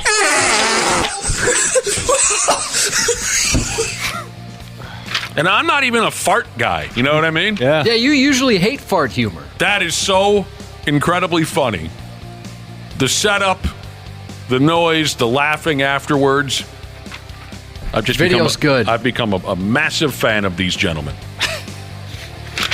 All right, so what did we start with? We started with hockey audio there, the guy wetting his pants when the puck was sailing his way, so we might as well start with hockey. The Pigs are on the road tonight. They play the Tampa Bay Lightning. I believe that game starts at 6 o'clock. I think something in my newspaper said ESPN Plus, so does that mean the internet? Yep. Yeah. Oh, no, pardon me. Okay. The St. Paul Pioneer Press is all screwed up. They got their dates wrong and their schedule wrong. Okay, I have it in front of me. Yes, ESPN Plus. The internet. If you have Hulu, I think you can watch it on that. All right. Talked to Marcus Foligno yesterday. He was great. Oh, and The Muppet Show comes to Como Avenue tonight. Yeah, I was going to say, there was nothing in the newspaper about my bar gig tonight at Station 280. Well, they had the days mixed up. That's why. Yeah, it's tonight, 6 to 8 at Station 280. Come win some Wild Sweet tickets. What are you going to be drinking? Coors Light. You always forget to tell us what you're going to be drinking. Yeah. It's right down the road from the building here. I've been to that joint many times. That's where we have all our parties over there. Mm-hmm. Cool owner and whatnot. Cool locals and whatnot. It's a fun little bar. Yeah, is David Lee Rock going to be there? David Lee Rock? No, he's not. He passed away. No, he didn't pass away. I'm kidding. Yeah, he got kicked out. He got kicked out of what? Station 280. Too wild. David Lee Rock? Yeah. Man.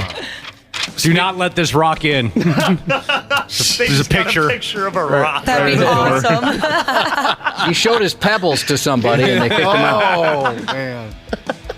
Sexy bookkeeper Jesus is keeping me up on the women's hockey club. They won in overtime last night. Sweet. They played in Ottawa last night. They won in overtime.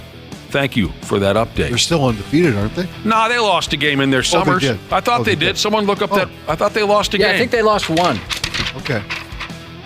Pet Cemetery Jesus also wants that friggin' ringtone, but she forgot what it sounds like. If only there was a way we could remind her. I missed the setup. The setup's the best. Get it real quick. There you go. Those guys are having a good time. Speaking of the Pigs, I was reading something about maybe Jared Spurgeon doesn't come back at all this hockey season. Ooh.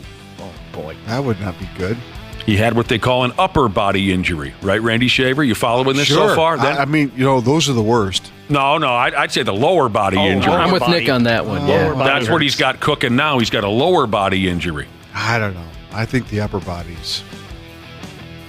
Well, what do you have on your upper body? Oh, your face. Oh, his hair. Your hair and your face. Hair, you're That's right. what you're worried about. That's why Randy hates helmets. He just wants that hair to be flowing. Yeah. You don't have anything that works in your lower body anymore, so what the hell is that? No. I need pills for that.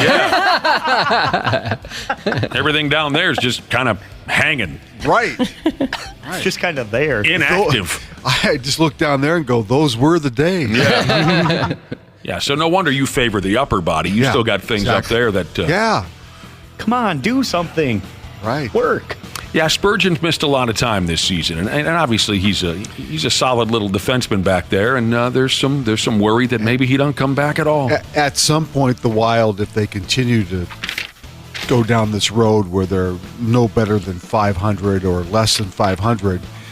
You'll see you probably will see guys who are battling injuries just kind of say, okay, that's it for the year, and they'll just let this season fade out. It might come to that. I know that Bill Guerin thinks they have an outside shot to make the playoffs, and they're going to push for it and all that. But at some point, if they don't get on a run like they did right after they fired Evison and Hines came in. If they don't get one of those going again, their chances of making the postseason are very good. Yeah, towards the ass end of the season when the arithmetic kind of catches up with you. Yep.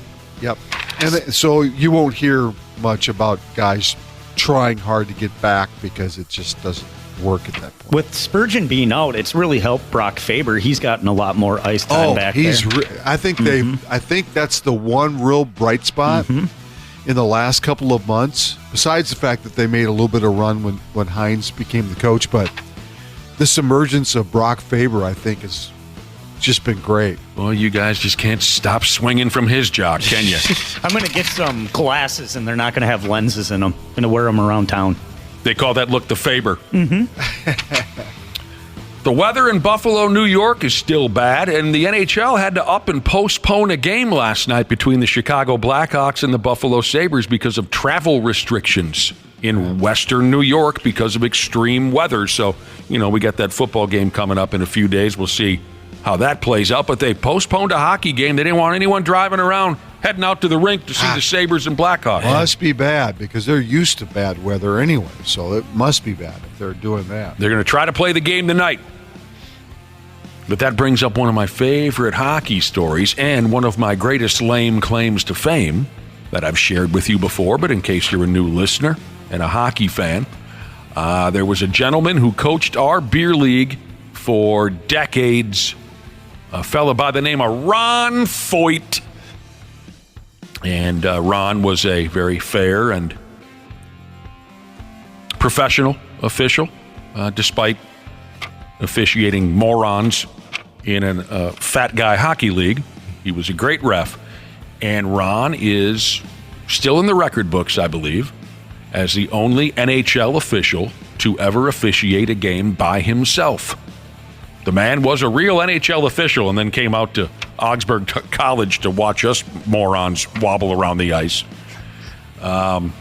It was sometime in the early 80s, if I remember the story correctly. It was a game in Hartford, Connecticut. And back in those days, he only had 3 officials, but 2 of the 3 could not make it to the rink because of a terrible snowstorm in the area of Hartford, Connecticut. Ron made it to the rink, and he refereed an NHL game all by himself, and I believe that has not been done before or since. Well, I don't think they would even try at this point to do that. No, it's too serious now. Mm-hmm. Yeah. But Ron officiated that sumbitch, and that was in the 80s when guys didn't behave themselves very well. So that meant they had to kind of police themselves to some degree, too. Well, right? They had the goons back then, so they did, in a sense, police themselves. I'm talking about just the players in general. That's what I mean. The goons, the cement heads, they would police things on their own back in those days, and that's a thing of the past now. There isn't that mentality anymore. Not the way it used to be. So I always like to bring that up. Ron was a nice guy and a good ref, and I remember when someone told me, we're out there playing beer league hockey, and someone nudges me on the bench and says, the ref was a ref in the NHL. And I said, no kidding. And he still has that honor of being the only guy. Former NHL player Tony Herkus. Hell, I haven't heard that name in a long time. Anyone else remember Tony Herkus? No, I don't. State of hockey, my ass. Played at North Dakota, scored a pile of goals. How do you spell his last name? Not what you'd expect. If I remember, in front of me, Hrkac. Yeah. Oh. Herkus the Circus. Played at North Dakota, won the Hobie Baker. I think they won a national title when he was there. Ed Belfour was one of his teammates. Wow. Won a title with North Dakota. I like to ignore the success of North Dakota's program as best I can because I'm a Golden Gopher fan, but I believe they won a title back then. Wapple and I are both Golden Gopher hockey fans, and as we've stated before, if any of you St. Thomas College hockey fans need a lesson in the rules or how the game is played, we offer our services for free. Yeah, we got your back. We'll help you. I know you St. Thomas folks are brand new to the game. Welcome. You're not familiar with the rules. Mm-hmm. Welcome to the league. Feel free to ask us or any other Golden Gopher fan. So Tony Herkus is now an NHL scout for the Tampa Bay Lightning, and he played the hero role recently at a hockey game. They say he likely saved the life of a league employee who was choking on a pretzel in the press box. Oh, no. Oh, boy. Mm-hmm. January 4th, the Kings were playing the Detroit Red Wings there in L.A. An NHL employee who wishes not to be identified began choking and turning purple while eating there at the rink. Herkus was on the scene. He's scouting players. He leapt into action, or at least as best he can now at near 60 years old. He dumped the Heimlich maneuver on this choking person, and they ejected a pretzel chunk. Yeah. And the guy began to breathe normally again. People who were on scene believe Tony Herkus saved that person's life. Yeah. It's what I tell my granddaughter every time she puts something in her mouth. Chew, chew, chew. Yeah. She's at that age, right? Where anytime there's like if there's a grape around or something. Doesn't totally really understand the whole process yet, so you worry all the time. Man, that's pretty nuts. I've never been around someone who was having, I mean, I've choked a couple of times to a point where it scared me a little bit, but I've never been around someone who was turning purple. It would frighten me. I'm sure I would do it wrong if anyone ever asked me to. Yeah, I'd end up breaking somebody's rib or something, just making it way worse. Isn't that the right thing to do? Because I thought people usually get their ribs broken if you're Heimliching right. It can happen. Yeah. It can You're happen. supposed to do it really hard, yeah.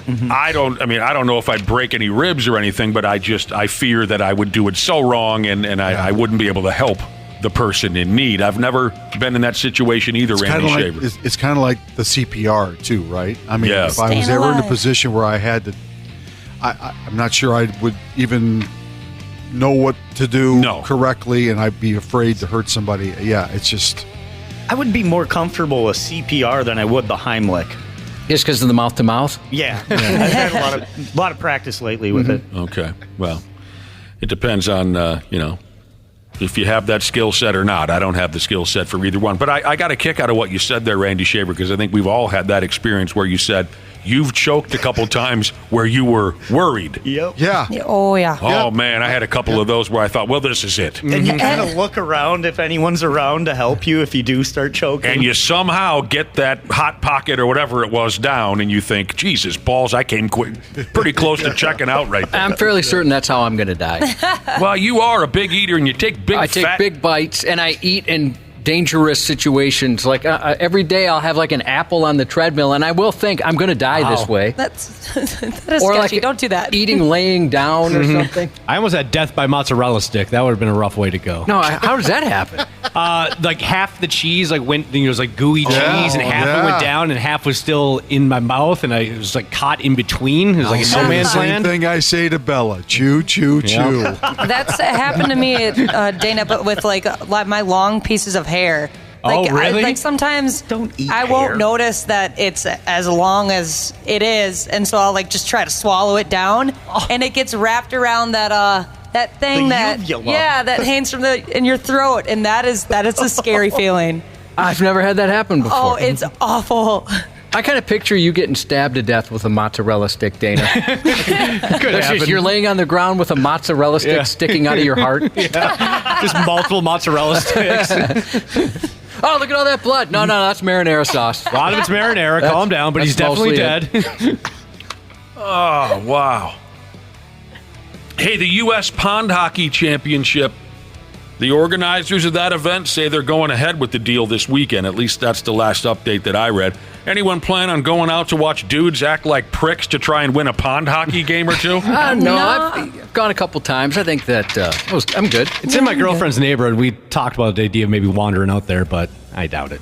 Back to beer league again. Me and my beer league teammates, we never took an interest in such a thing, but I went and watched a little bit of a pond hockey tournament on Lake Minnetonka years ago, and all it took was about 5 minutes to decide that I'd never get involved. The fellas I watched were the types who were a little too dialed into winning a hockey game with no goalie. You know what I'm saying? Yeah, no. That's the way I saw it at the time while I was watching the game. I thought, if I'm going to deal with overly competitive hard-ons while playing fat guy hockey, at least I can do it indoors instead of at 5 below zero. A split lip hurts a lot more in the cold. But, have fun.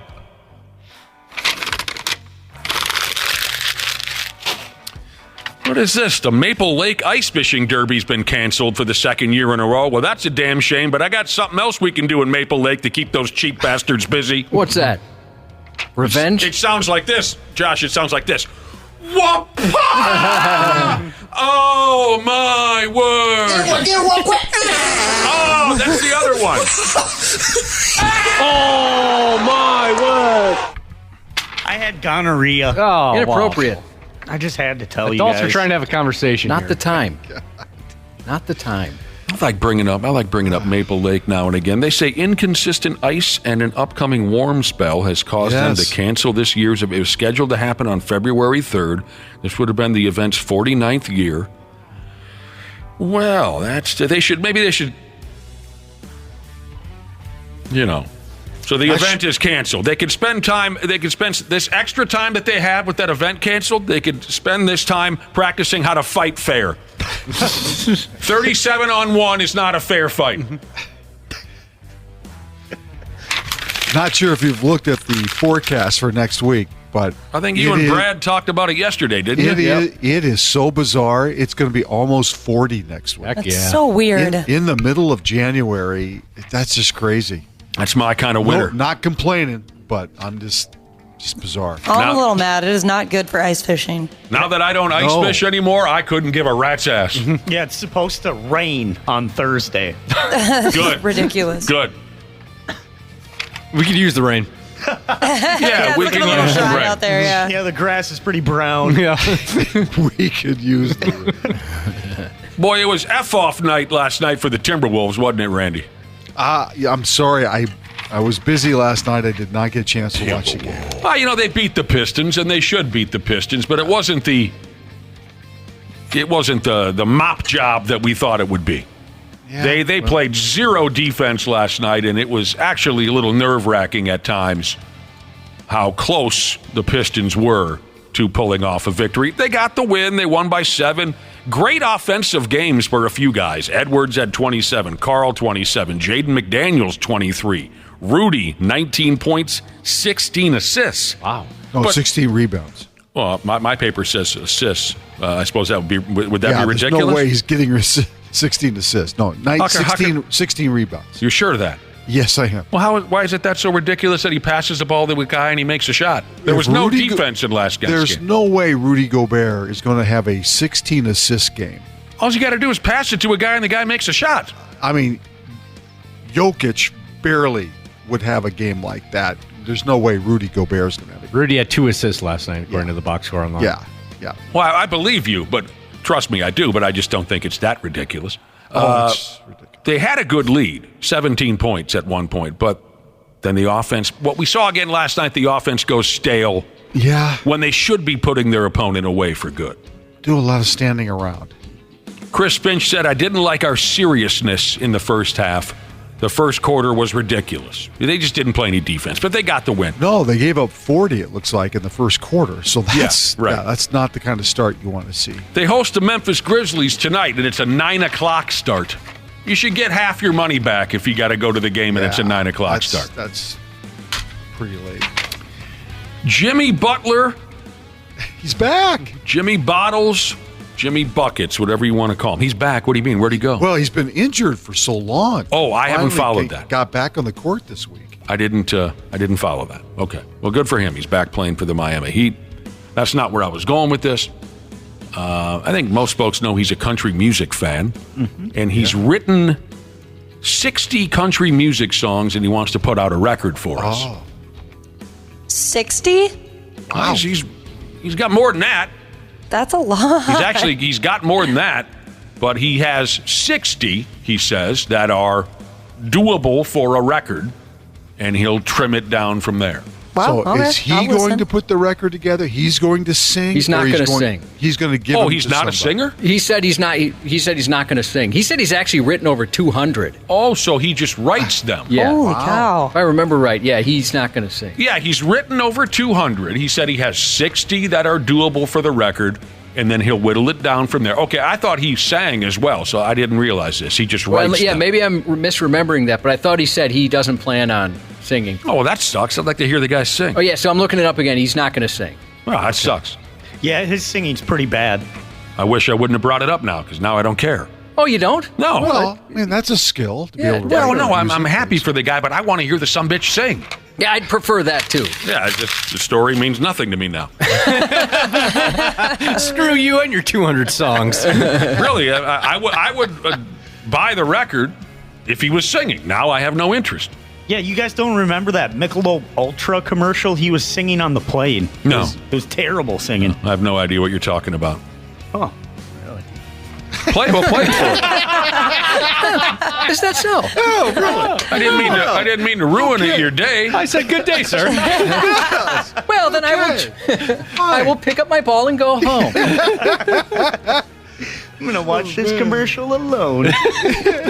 Golden Gopher basketball is at, how do you call it, Michigan State tonight, a 5:30 start. And I hate reading things like this. I was just reading an article from the Pioneer Press about the Golden Gophers, the University of Minnesota, exploring renovations to Willem Arena, possibly looking into a new basketball arena. Yeah, you know, at some point, something's going to have to happen with that facility. Yeah, at some point. You want to renovate that thing a little bit here and there, create some more suites, whatever. It's all about making more money. But just don't tear the sumbitch down. That would crush me. I just don't think, Nick, that the younger generation appreciates the history. And I think at some point, when you look around the Big Ten and you look at all the new facilities, or the rather new facilities in the Big Ten, right? At some point, the University of Minnesota is going to make that very difficult decision that it's time to move on. So, the joint is almost 100 years old. It was built in 1928.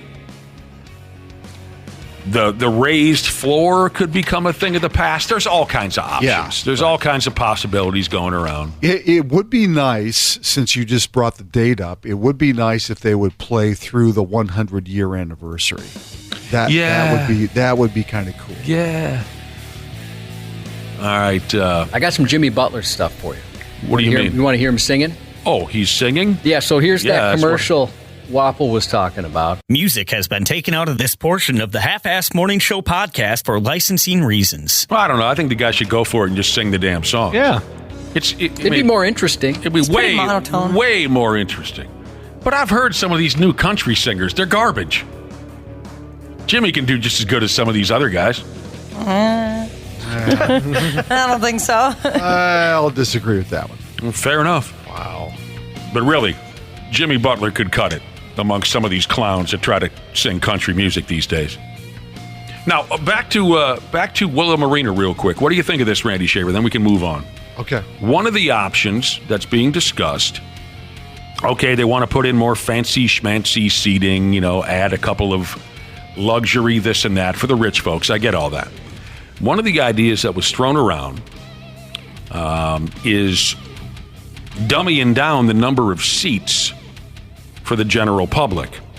And they're not exactly packing the place these days. No, that's the issue. Well, but also just consider this. I didn't consider this. Northwestern's arena used to be 13,000. They renovated it down to 7,000 seats. And by dummying down the total number of seats, they were able to fancy it up. You know what I mean? Whatever I don't know the verbiage, but like I said, put in some this or that. Baylor, that's a program that's having a lot of success these days. They whittled it down to only 7,000 seats.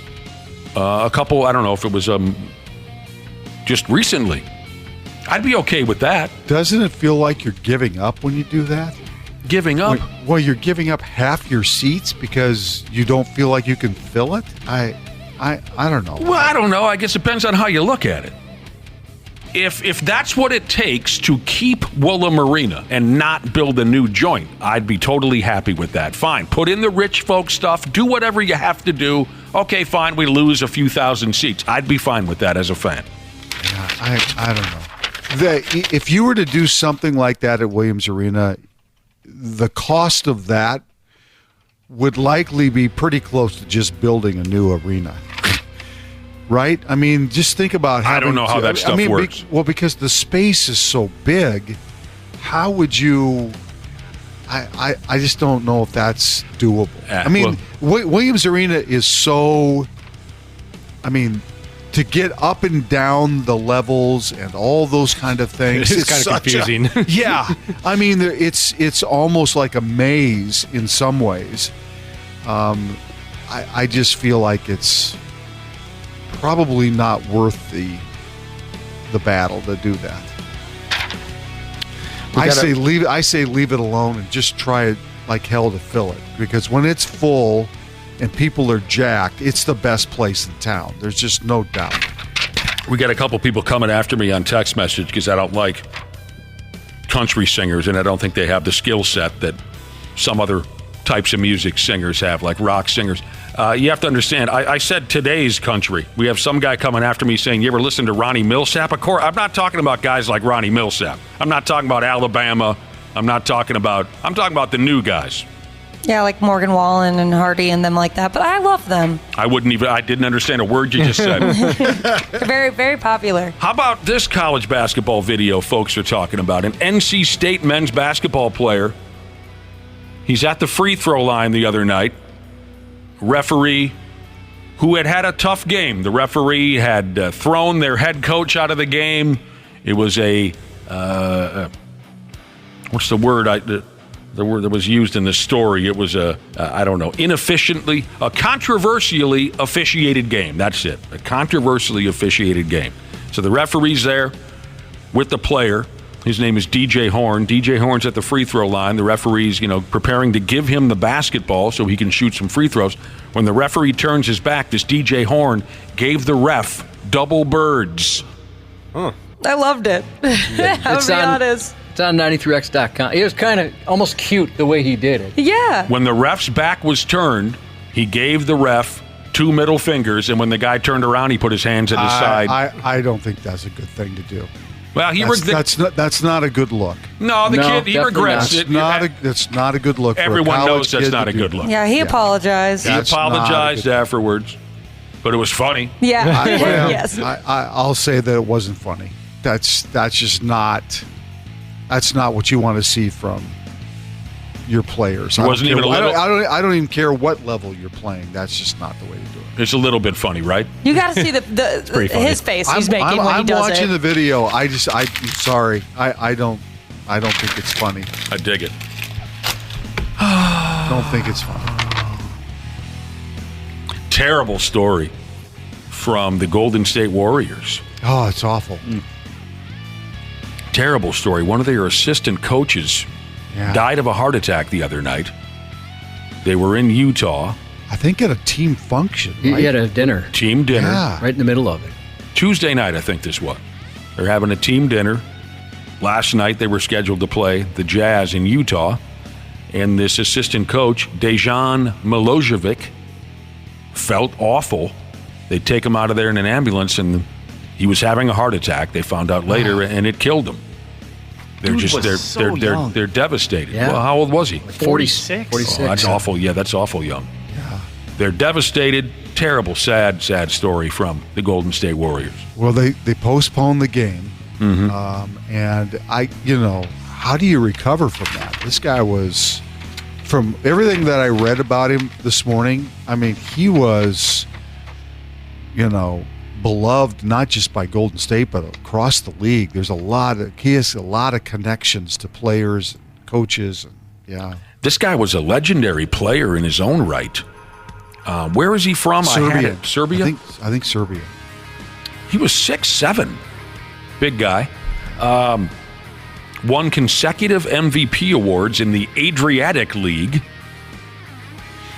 Just was one of their all-time greats over in that part of the world. And my favorite story about this guy, what does this say? He played professional basketball internationally for 14 years. Okay, before, I thought it said he started playing when he was 14 years old. I'm sorry. He played baseball. He was also a baseball player. So anyway, he was a great athlete. But this is my favorite story about what a great athlete this guy was as a kid. Playing basketball, he scored 141 points. Here's where I got lost with the number 14. He scored 141 points as a 14-year-old in a ball game. In a basketball game? Yeah. Wow. Baseball. Yeah, of course, a basketball What game. a beast. How is that even physically possible? Here's what it says. The stories of his games in his youth were legendary. Among them, he scored 141 points as a 14-year-old. 83 of those points came in the second half after his coach ordered that he take all the shots. The poor kids on the other team. Man. Yeah, I mean, that's... Don't they have those? Do they have those rules for basketball? I know when I played softball, they had like a 10-run rule. Maybe a running clock. I don't know. What's the question? Do they have, it's called like a mercy rule? Do they have that in basketball for young kids? They have it in high school basketball, yes. Oh, really? They run the clock when the lead gets too ridiculous? I think it's like 35 points, and once it gets there, the clock runs. Okay. Something like that. All right, following up that sad story, how about something that'll lighten the mood a little bit? An adorable little puppy dog took a squeege all over the Phoenix Suns basketball court during a halftime show. That's awesome. That was quite a pee, too. Oh, it's not man. potty trained yet. It's just a puppy. The Suns' halftime entertainment the other night, Randy Shaver, was a puppy race. I love those. And all of the dogs seemed very confused as to what the hell was going on. They had no, they had no idea. Of course they did. That took forever. One of them got nervous and took a big fat whiz. Well, on the dam. I'm not. What are you? I'm not being critical. Boy, you're pretty upset ever since that kid gave that ref the middle finger. I'm just telling the story. I understand what happened. It's just a puppy. I'm not mad at the dog. The dogs had no idea what they were doing. But it was fun to watch. Is that up on our website? Yes. It is. Yeah, I'm going to have to start watching basketball, I guess. I didn't know they did puppy races. One of the greatest things I ever watched in person, Ashley, at a basketball game. I love the halftime shows. I do. I love the halftime shows at any ball game, but in the NBA, I think they have a little more creativity. This was a number of years ago. A guy hauls out of his jacket this trembling little scrawny chihuahua. And it was just trembling like they do. It's like, what in God's name am I doing out here? It's like a 3-pounder. It's the tiniest. And then he puts a basketball on the court, and he puts that little chihuahua on top of the basketball, and the sumbitch can walk around on top of that basketball all around the court. I was standing. I was giving it tears in my eyes. Oh, I would have cried. I would have lost it. You guys ever see the trembling, crack-addicted chihuahua walk on a basketball around the... I have not. Gotta see that. It was just jonesing for a crack rock. That's what it looked like. They always look like that. Yeah, they're always do. shaking. Yeah, they're always... In this puppy one where it peed, did you hear who was officiating the game? The referee, they called him. The referee. You sons of bitches. That's what they were saying. The referee's going to have to give him a foul on What that. a job. Here you go, football fans. It says here, CBS will air 7 hours of Super Bowl pregame coverage this year. Not enough. God. Oh, my gosh. I say that, but I'll probably have it on. It's exhausting. So brutal. Get yourself a chihuahua and a basketball. That'll kill that boredom of that friggin' pregame show. Looks like they announced the performers, too. Well, they already did for halftime. Usher. Yeah, Usher. Oh, I forgot But they that announced was him. like pregame and the national anthem. Yeah. Who's that? Reba McEntire, I think, is going to do the national anthem, right? Amazing. Mm-hmm. Post Malone is going to be a part of it, and I don't know, was it Andrea Day? Andra Day? I'm not familiar with that person. Well, that sounds exciting. Every last little bit of that information. Nick's going to be tuning in for some Post Malone. Oh, yeah, they were, if you watched any of the football games over the weekend, they were pushing that Usher thing. Mm-hmm. Nobody cares about Usher or Reba McEntire or any of those other people. Nobody cares. Not a single solitary person.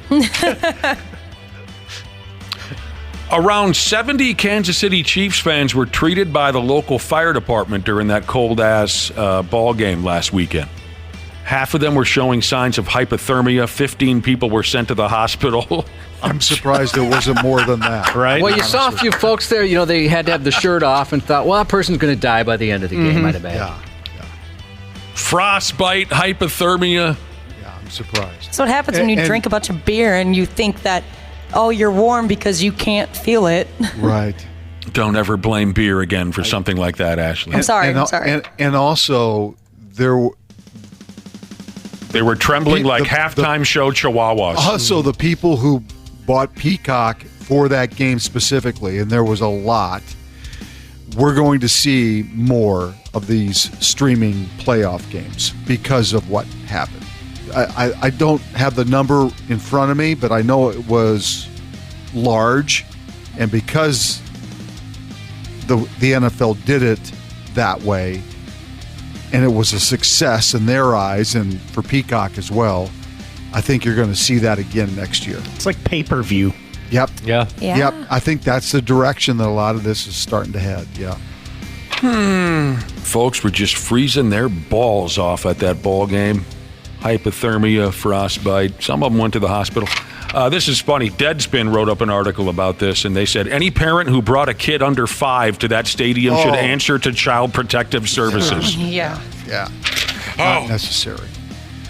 The Dallas Cowboys are going to stay committed to the Beeve for at least a little while longer. I'm shocked. So our Cowboys fans are pretty upset. I'm shocked. I thought for sure he was going to go.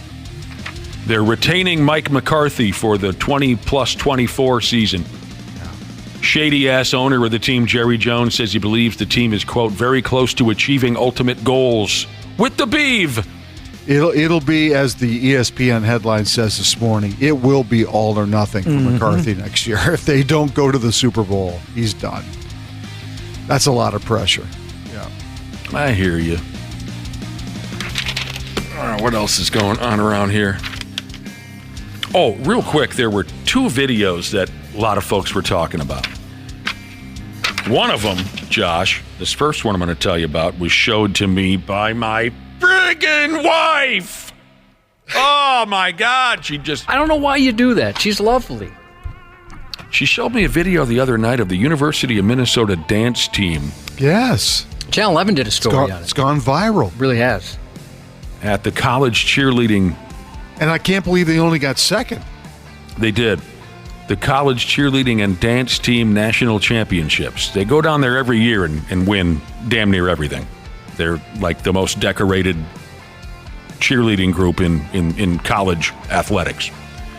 They did this synchronized jazz routine to that awful Aerosmith song, Dream On. Oh. But they were so, they were just out of this world.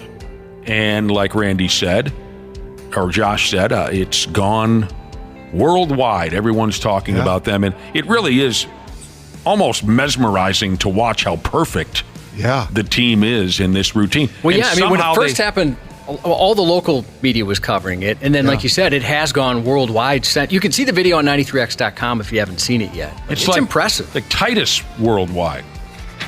Did I get the name right? Titus O'Neil. And like Cactus Jack. Bang, bang. You're good.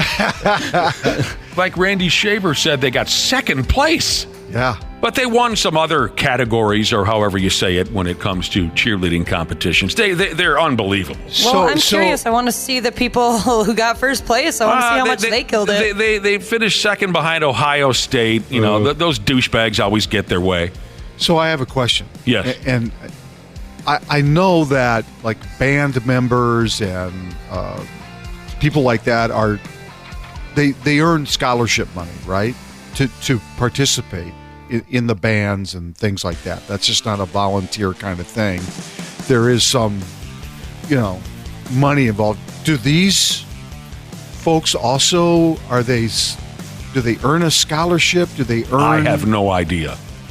Maybe somebody out there knows how that works. I know that, like I said, I know the band members can earn, scholarship money because they're participating in a university-sponsored curricular activity kind of thing. My boyfriend danced like this kind of dance for since 4 to 17. Why are we laughing? I don't know. Because we know the guy, and I'm picturing him dancing. I know, he doesn't seem like a dancer. I know it's crazy. Picture him in a leotard right now. It's great. But from talking to him, I believe they're offered scholarships. Yeah, I think kids like this earn, at least some get some tuition relief.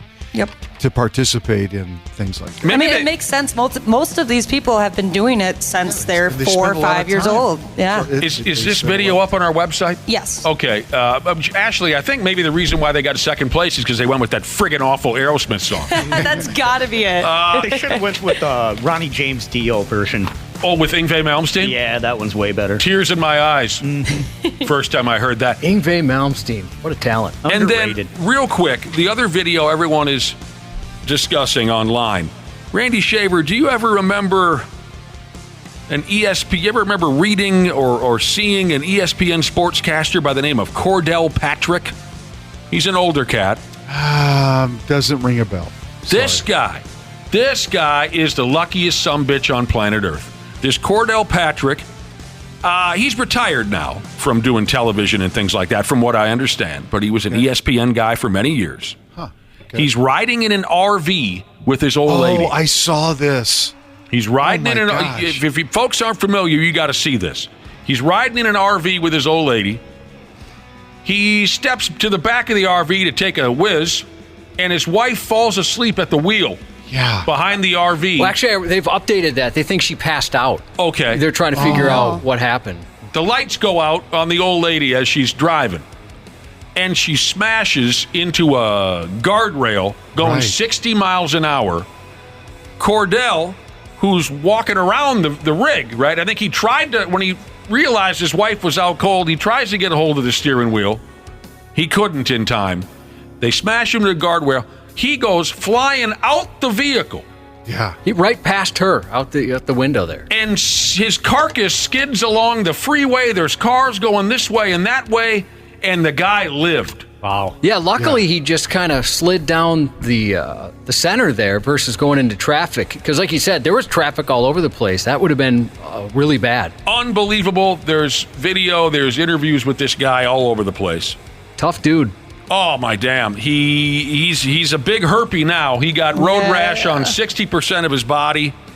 He broke every damn thing. He flew 170 feet. Whoa. Hopefully the wife's okay, but it's probably better if that's the case she passed out versus the awkward conversations about, hey, thanks for falling asleep at the wheel. I ended up on 494 or whatever it was. We hope both of them are going to be okay. It is out of this world that this guy lived. And he was conscious when they found it, when someone stopped their vehicle and to help him, and he was conscious. Oh, I wouldn't want to be. He was awake the whole time. Wow. Gosh. He said this happened on one of the busiest freeways in L.A. County. What was going through my mind was, well, I'll be dead shortly. Oh, man. Yeah. Wonder if he pooped himself. It's amazing. What? Wonder if he pooped himself. Well, why would you say something like that? I don't know. I'm just wondering. He has an inquisitive mind for weird things. Sometimes I look at you and I wonder the same thing. You just have a certain expression that tells me you may have soiled yourself. I see that from my granddaughter once in a while. It is an amazing look, actually. It does change, doesn't it, Randy? There's no hiding the fact it's coming. Nope. Ashley? Yeah? There was a dog in the RV. No. Oh. And the dog made it too. Good. Oh. I know we're running late, but remember this story? Remember this story from years back, Josh? This is true. A dude's steering his big fat ass RV, going Summers, and he puts it in cruise control. And for some reason, he believed that No, this is true. No. He believed that cruise control meant that the vehicle was going to drive itself for a while. And this is way before like the lane detection or like a Tesla self-driving type of thing. And the guy steps to the back of the RV to make a deuce. Oh, my God. And next thing you know, that damn thing's going ass over apple cart. Oh, my God. In a ditch, going 70 miles. That guy made it too. Oh, my God. I've been similarly flighty before. How did I ever consider that was going to be a part of it? I can be awful flighty, but this guy, can you imagine the look on his face when he realized, no. There you go. All right. We got to make our way out of here, Randy, but thank you so damn much. All right. Tomorrow's a big day. We'll have Joe Schmidt and Joe Mauer in studio. Thanks to you, awesome. Randy. Yes. Awesome. Thanks to Brad. So we'll... Thanks to Brad. No, thank you, Randy. Yeah. Everyone, thank Randy for the hookup. Yeah, thanks Randy. That's awesome. We'll talk to you tomorrow, Dinkus. See ya. Half-assed morning show. They're loud, they lose control, they do their little circus act. They're a nuisance. 93X. Our experienced and certified technicians at Standard Heating have been trusted to keep our fellow Minnesotans comfortable and confident for over 90 years. We're ready to do the same for you, providing comfort you deserve since 1930. Standard Heating and Air Conditioning's 94 years of business celebration is going on right now. You can save up to $1,930 on a new furnace and AC combo or boiler. Don't miss this great deal. Go to standardheating.com. It could be information to change your life forever. Or the Something You Should Know podcast could just be something interesting. Well, one person who understands dogs better than most is Jen Golbeck, and she is author of a book called The Purest Bond, Understanding the Human Canine Connection. People who went on weight loss plans with their dog lost more weight, and it's just a really interesting connection about how our own weight and our dog's weight is tied together. Something you should know, wherever you listen. The 93X Half-Assed Morning Show. If something should happen to one or both of us, I'd regret not having said this, so I'm just going to say it. You have a nice penis. I see it a lot, I don't say anything, but it's nice. Now, you say something nice about my penis. Get one quick! Oh, you sneaky bastard. I didn't think that was about to happen. God. I don't know what's wrong with me. I can't shake it. I just love that audio so much. It's pretty good. If you're just joining us, there was a terrific story earlier where a group of Chinese guys got together. They're going to go ahead and light a fart. So one of them lays on the bed on his side. He says he's got one cooking. His buddy gets a lighter, points it at the guy's ass, and when he unleashed it, by damn, it was the flame. A flame you could see from miles around. Get one quick! And they had a great time. I call it majestic. Good word. Welcome back to our radio program, the 93X Half-Assed Morning Show. Josh? Yes. Light of my life. I'm going to ask you to dip into your vast memory here, because I can't think of anything. But maybe once you get it started, I could dive in there. I have a question. This is an online thing that folks have been rapping about. What's the most scandalous thing you've ever seen here at work? What's the most scandalous thing you've ever seen happen at work? Feel free to text us if you've got something for us real quick on the topic, 651-989-9393. But for now, I'm asking Cubby, after all these decades here at the radio station, scandalous, what comes to mind? I can think of a few. Oh, a few? God, yeah. This is going to be... Okay, good, good. Man, we told these stories. One, we probably shouldn't bring up because it involved national legal attention, so that one we'll leave out. That was a big scandal. But also, I caught two people masturbating here. Okay. Neither of them were Wapple. Neither of them were Wapple. No. Surprisingly. Prayers not yet answered on my part there. Someday I'll catch you Wapple.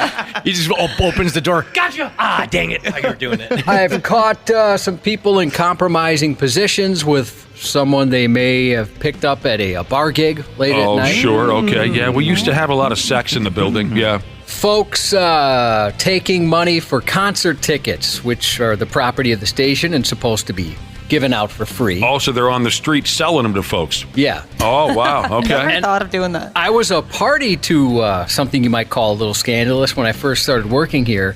When I first got my first paid position in promotions, there was a particular boss who would send me to run all of his errands. And I even asked, like, this is cool? He's like, oh, yeah, this is part of being a paid intern. You do some of the grunt work. And I mean, and I've mentioned this before, part of that included going to Wisconsin to pick up a snowmobile he bought off of Craigslist, right? So That'd be awesome. Run all of his errands, and eventually that stopped when somebody asked me about it, and I was like, oh, yeah, I don't know. That's kind of what I was told interns do. So the scandal there was that you were getting paid by the radio station and not doing any damn radio station work at all. Not at all. I was his personal assistant, basically. Those are all pretty good.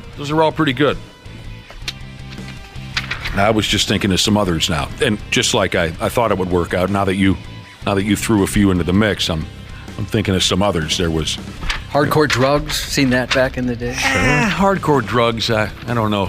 Is that? Well, if you're doing coke at work, I mean that's pretty scandalous. That's scandalous Yeah. in most workplaces. Well, there was the dude who was, I don't know, wasn't he like stealing coupons? like a grocery store sent us a bunch of coupons. He was giving gift cards. Gift cards. Unless we're conflating two different stories. Yeah, who knows? Scandal at work. Feel free to text us again, 651-989-9393.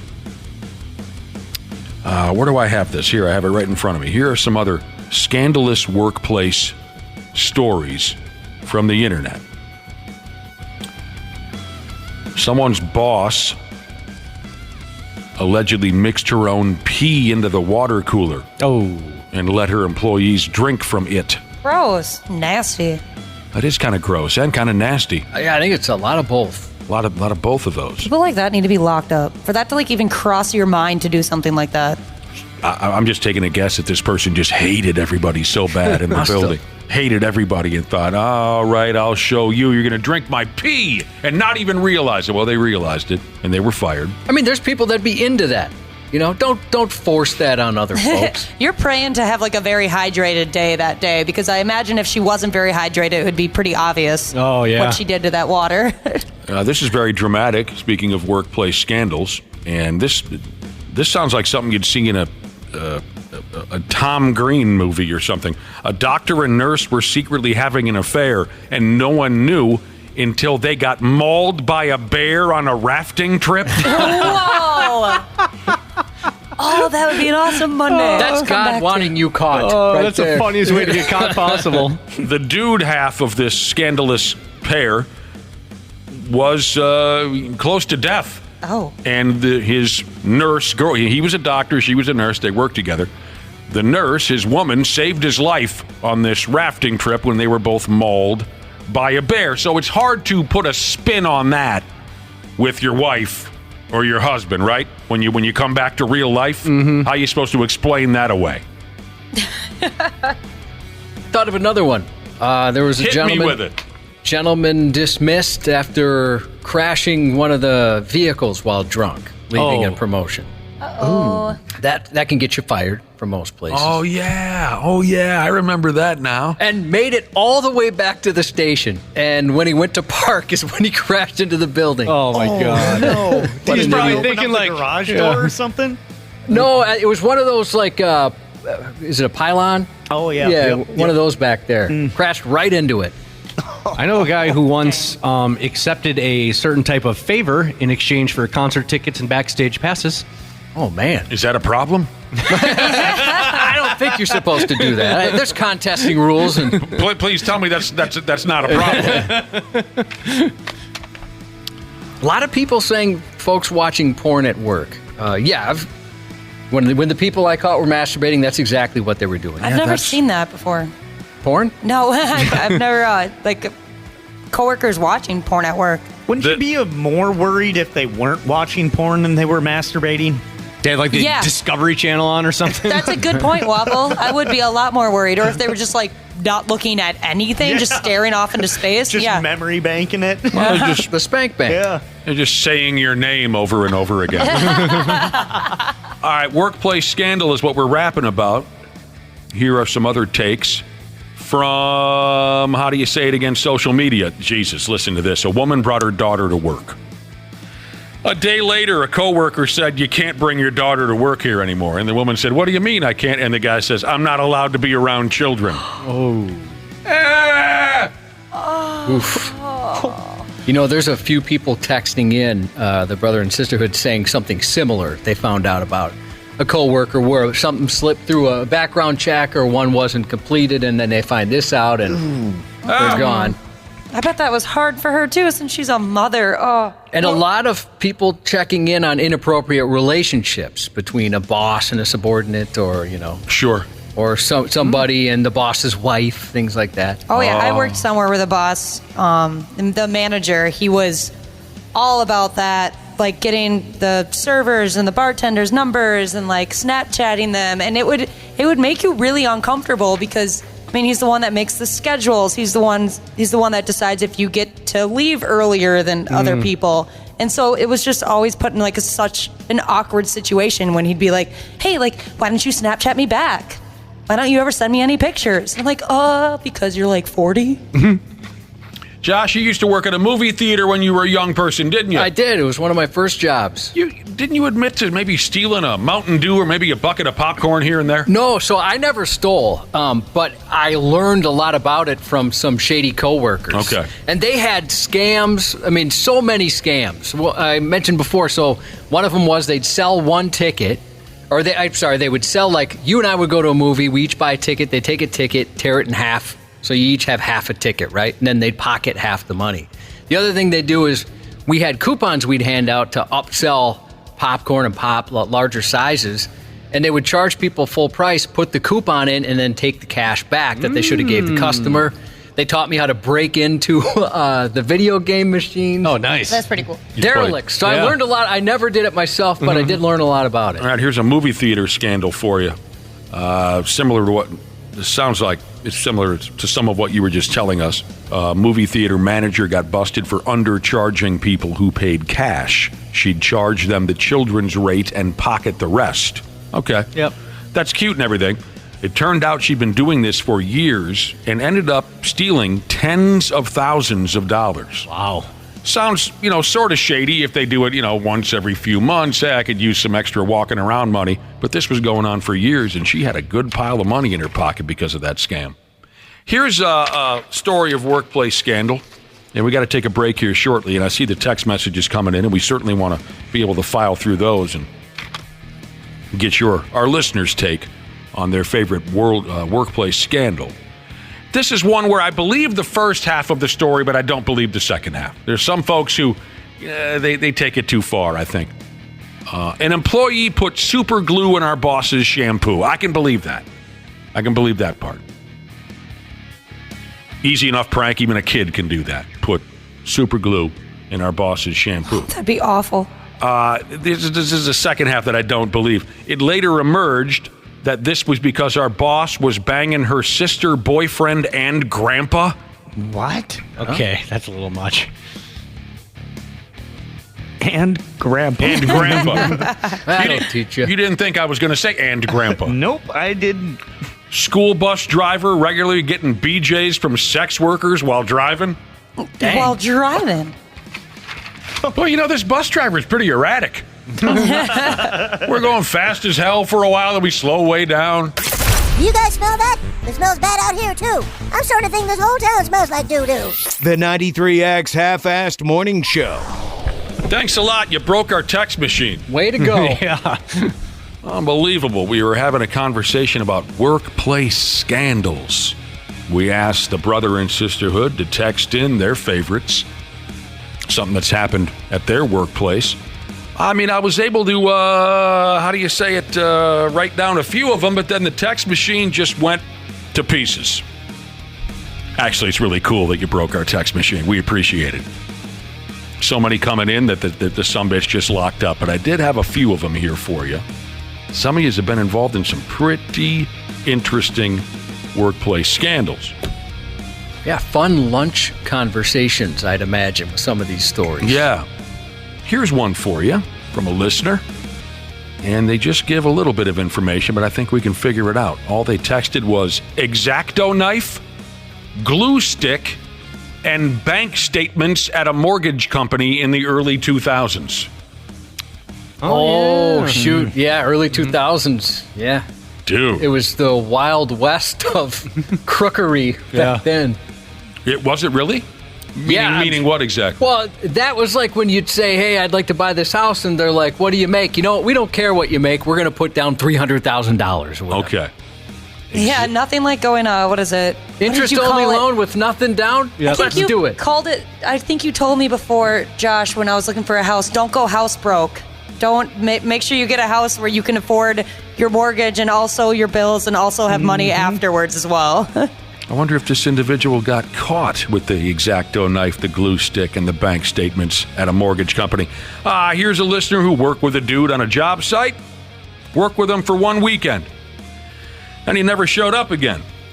It's because he got drunk and ran over his wife and killed her with his car. Whoa, that is scandalous. Terrible. Here's a guy who peed in the eye wash. Oh, what a jerk. Dude. It is kind of just right there at wiener level. Yeah, that's true. What kind of a guy pees in the eye wash? I always wanted to use one of those so bad. Said from a tall guy, Dana, that is not wiener level for me. Not the eye okay. wash? No. I'm remembering back to science class. That's definitely not wiener level. Where in the hell? What are you talking about? Where is the eye wash? What are you talking about? We had them in middle school, high school. You probably had one at your high school, probably. like in your science lab. It's yellow. It's in the back. I never saw an eye wash station until I started working at a warehouse with some hazardous stuff. But it's what, do they got it glued up to against the wall or something like that? Yeah, it's kind of like a sink. Yeah, ours was a sink in all the kitchens I had. Oh, it's a sink. Maybe I don't know what I'm talking about. I've certainly heard of eye wash, but I can't identify it. There's another attachment. My name is not Jesus. She's had an employee crawl out from under a supervisor's desk, claim she was under there because it was warmer under the desk. It's just so chilly in the rest of the building. No. That's incredible. I was just taking a nap. That's someone who's bad at coming up with an excuse on the fly. Talking about workplace scandals, I mean, this takes balls. I guess all of this stuff takes balls. That mortgage company, that takes some balls.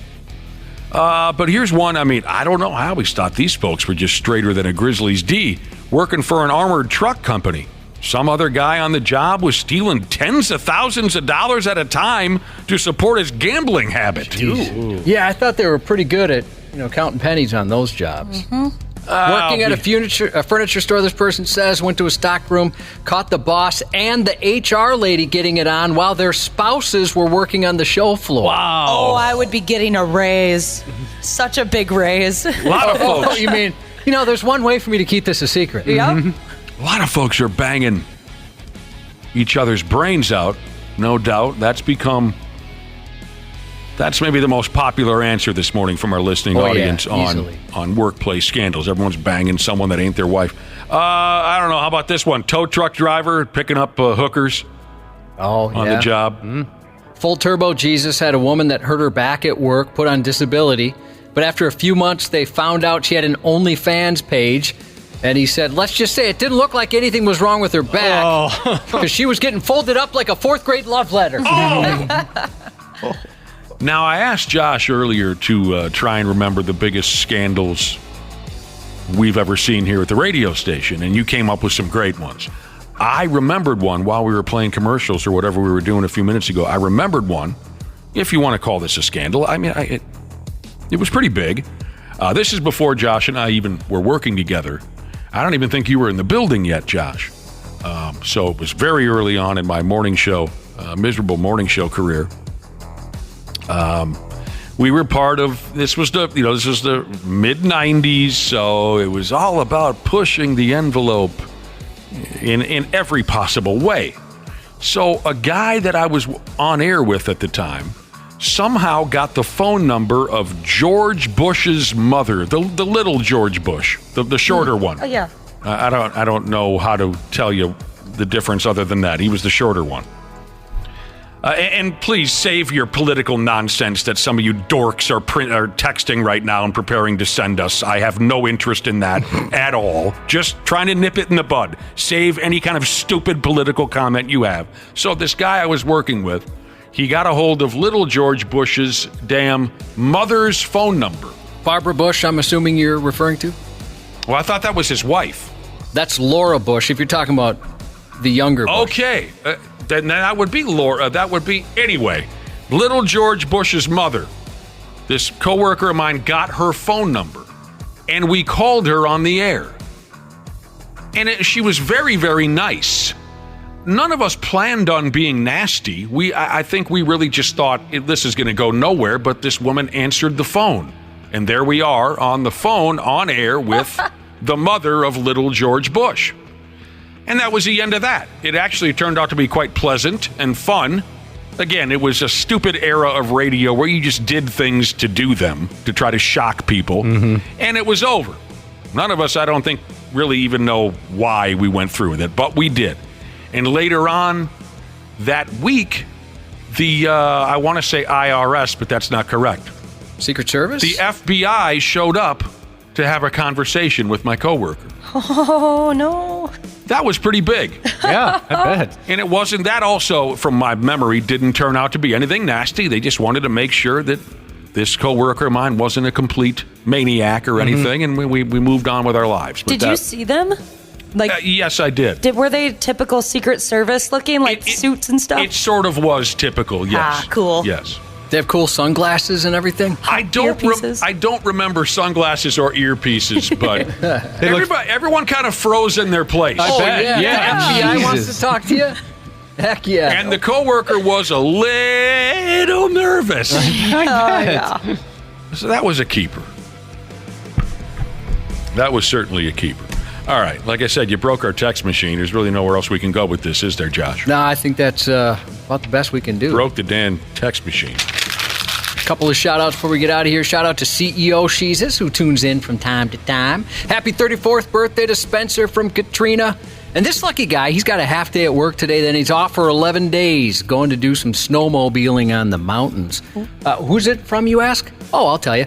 Booger-eating, derelict, blood fart Jesus. Yeah, my God. That's right. Just if you're listening to the podcast, rewind that if you want to take that all in again. And get well to micro-penis Jesus. The 93X Half-Assed Morning Show. 93. The 93X Half-Ass Morning Show podcast is sponsored by Standard Heating and Air Conditioning. New episodes drop each weekday. If your podcast platform has ratings, go ahead and give us 5 stars and maybe give our enemies 1. Thanks, and here's a word from our sponsor. Standard Heating and Air Conditioning's 94 years of business celebration is going on right now. You can save up to $1,930 on a new furnace and AC combo or boiler. Don't miss this great deal. Go to standardheating.com.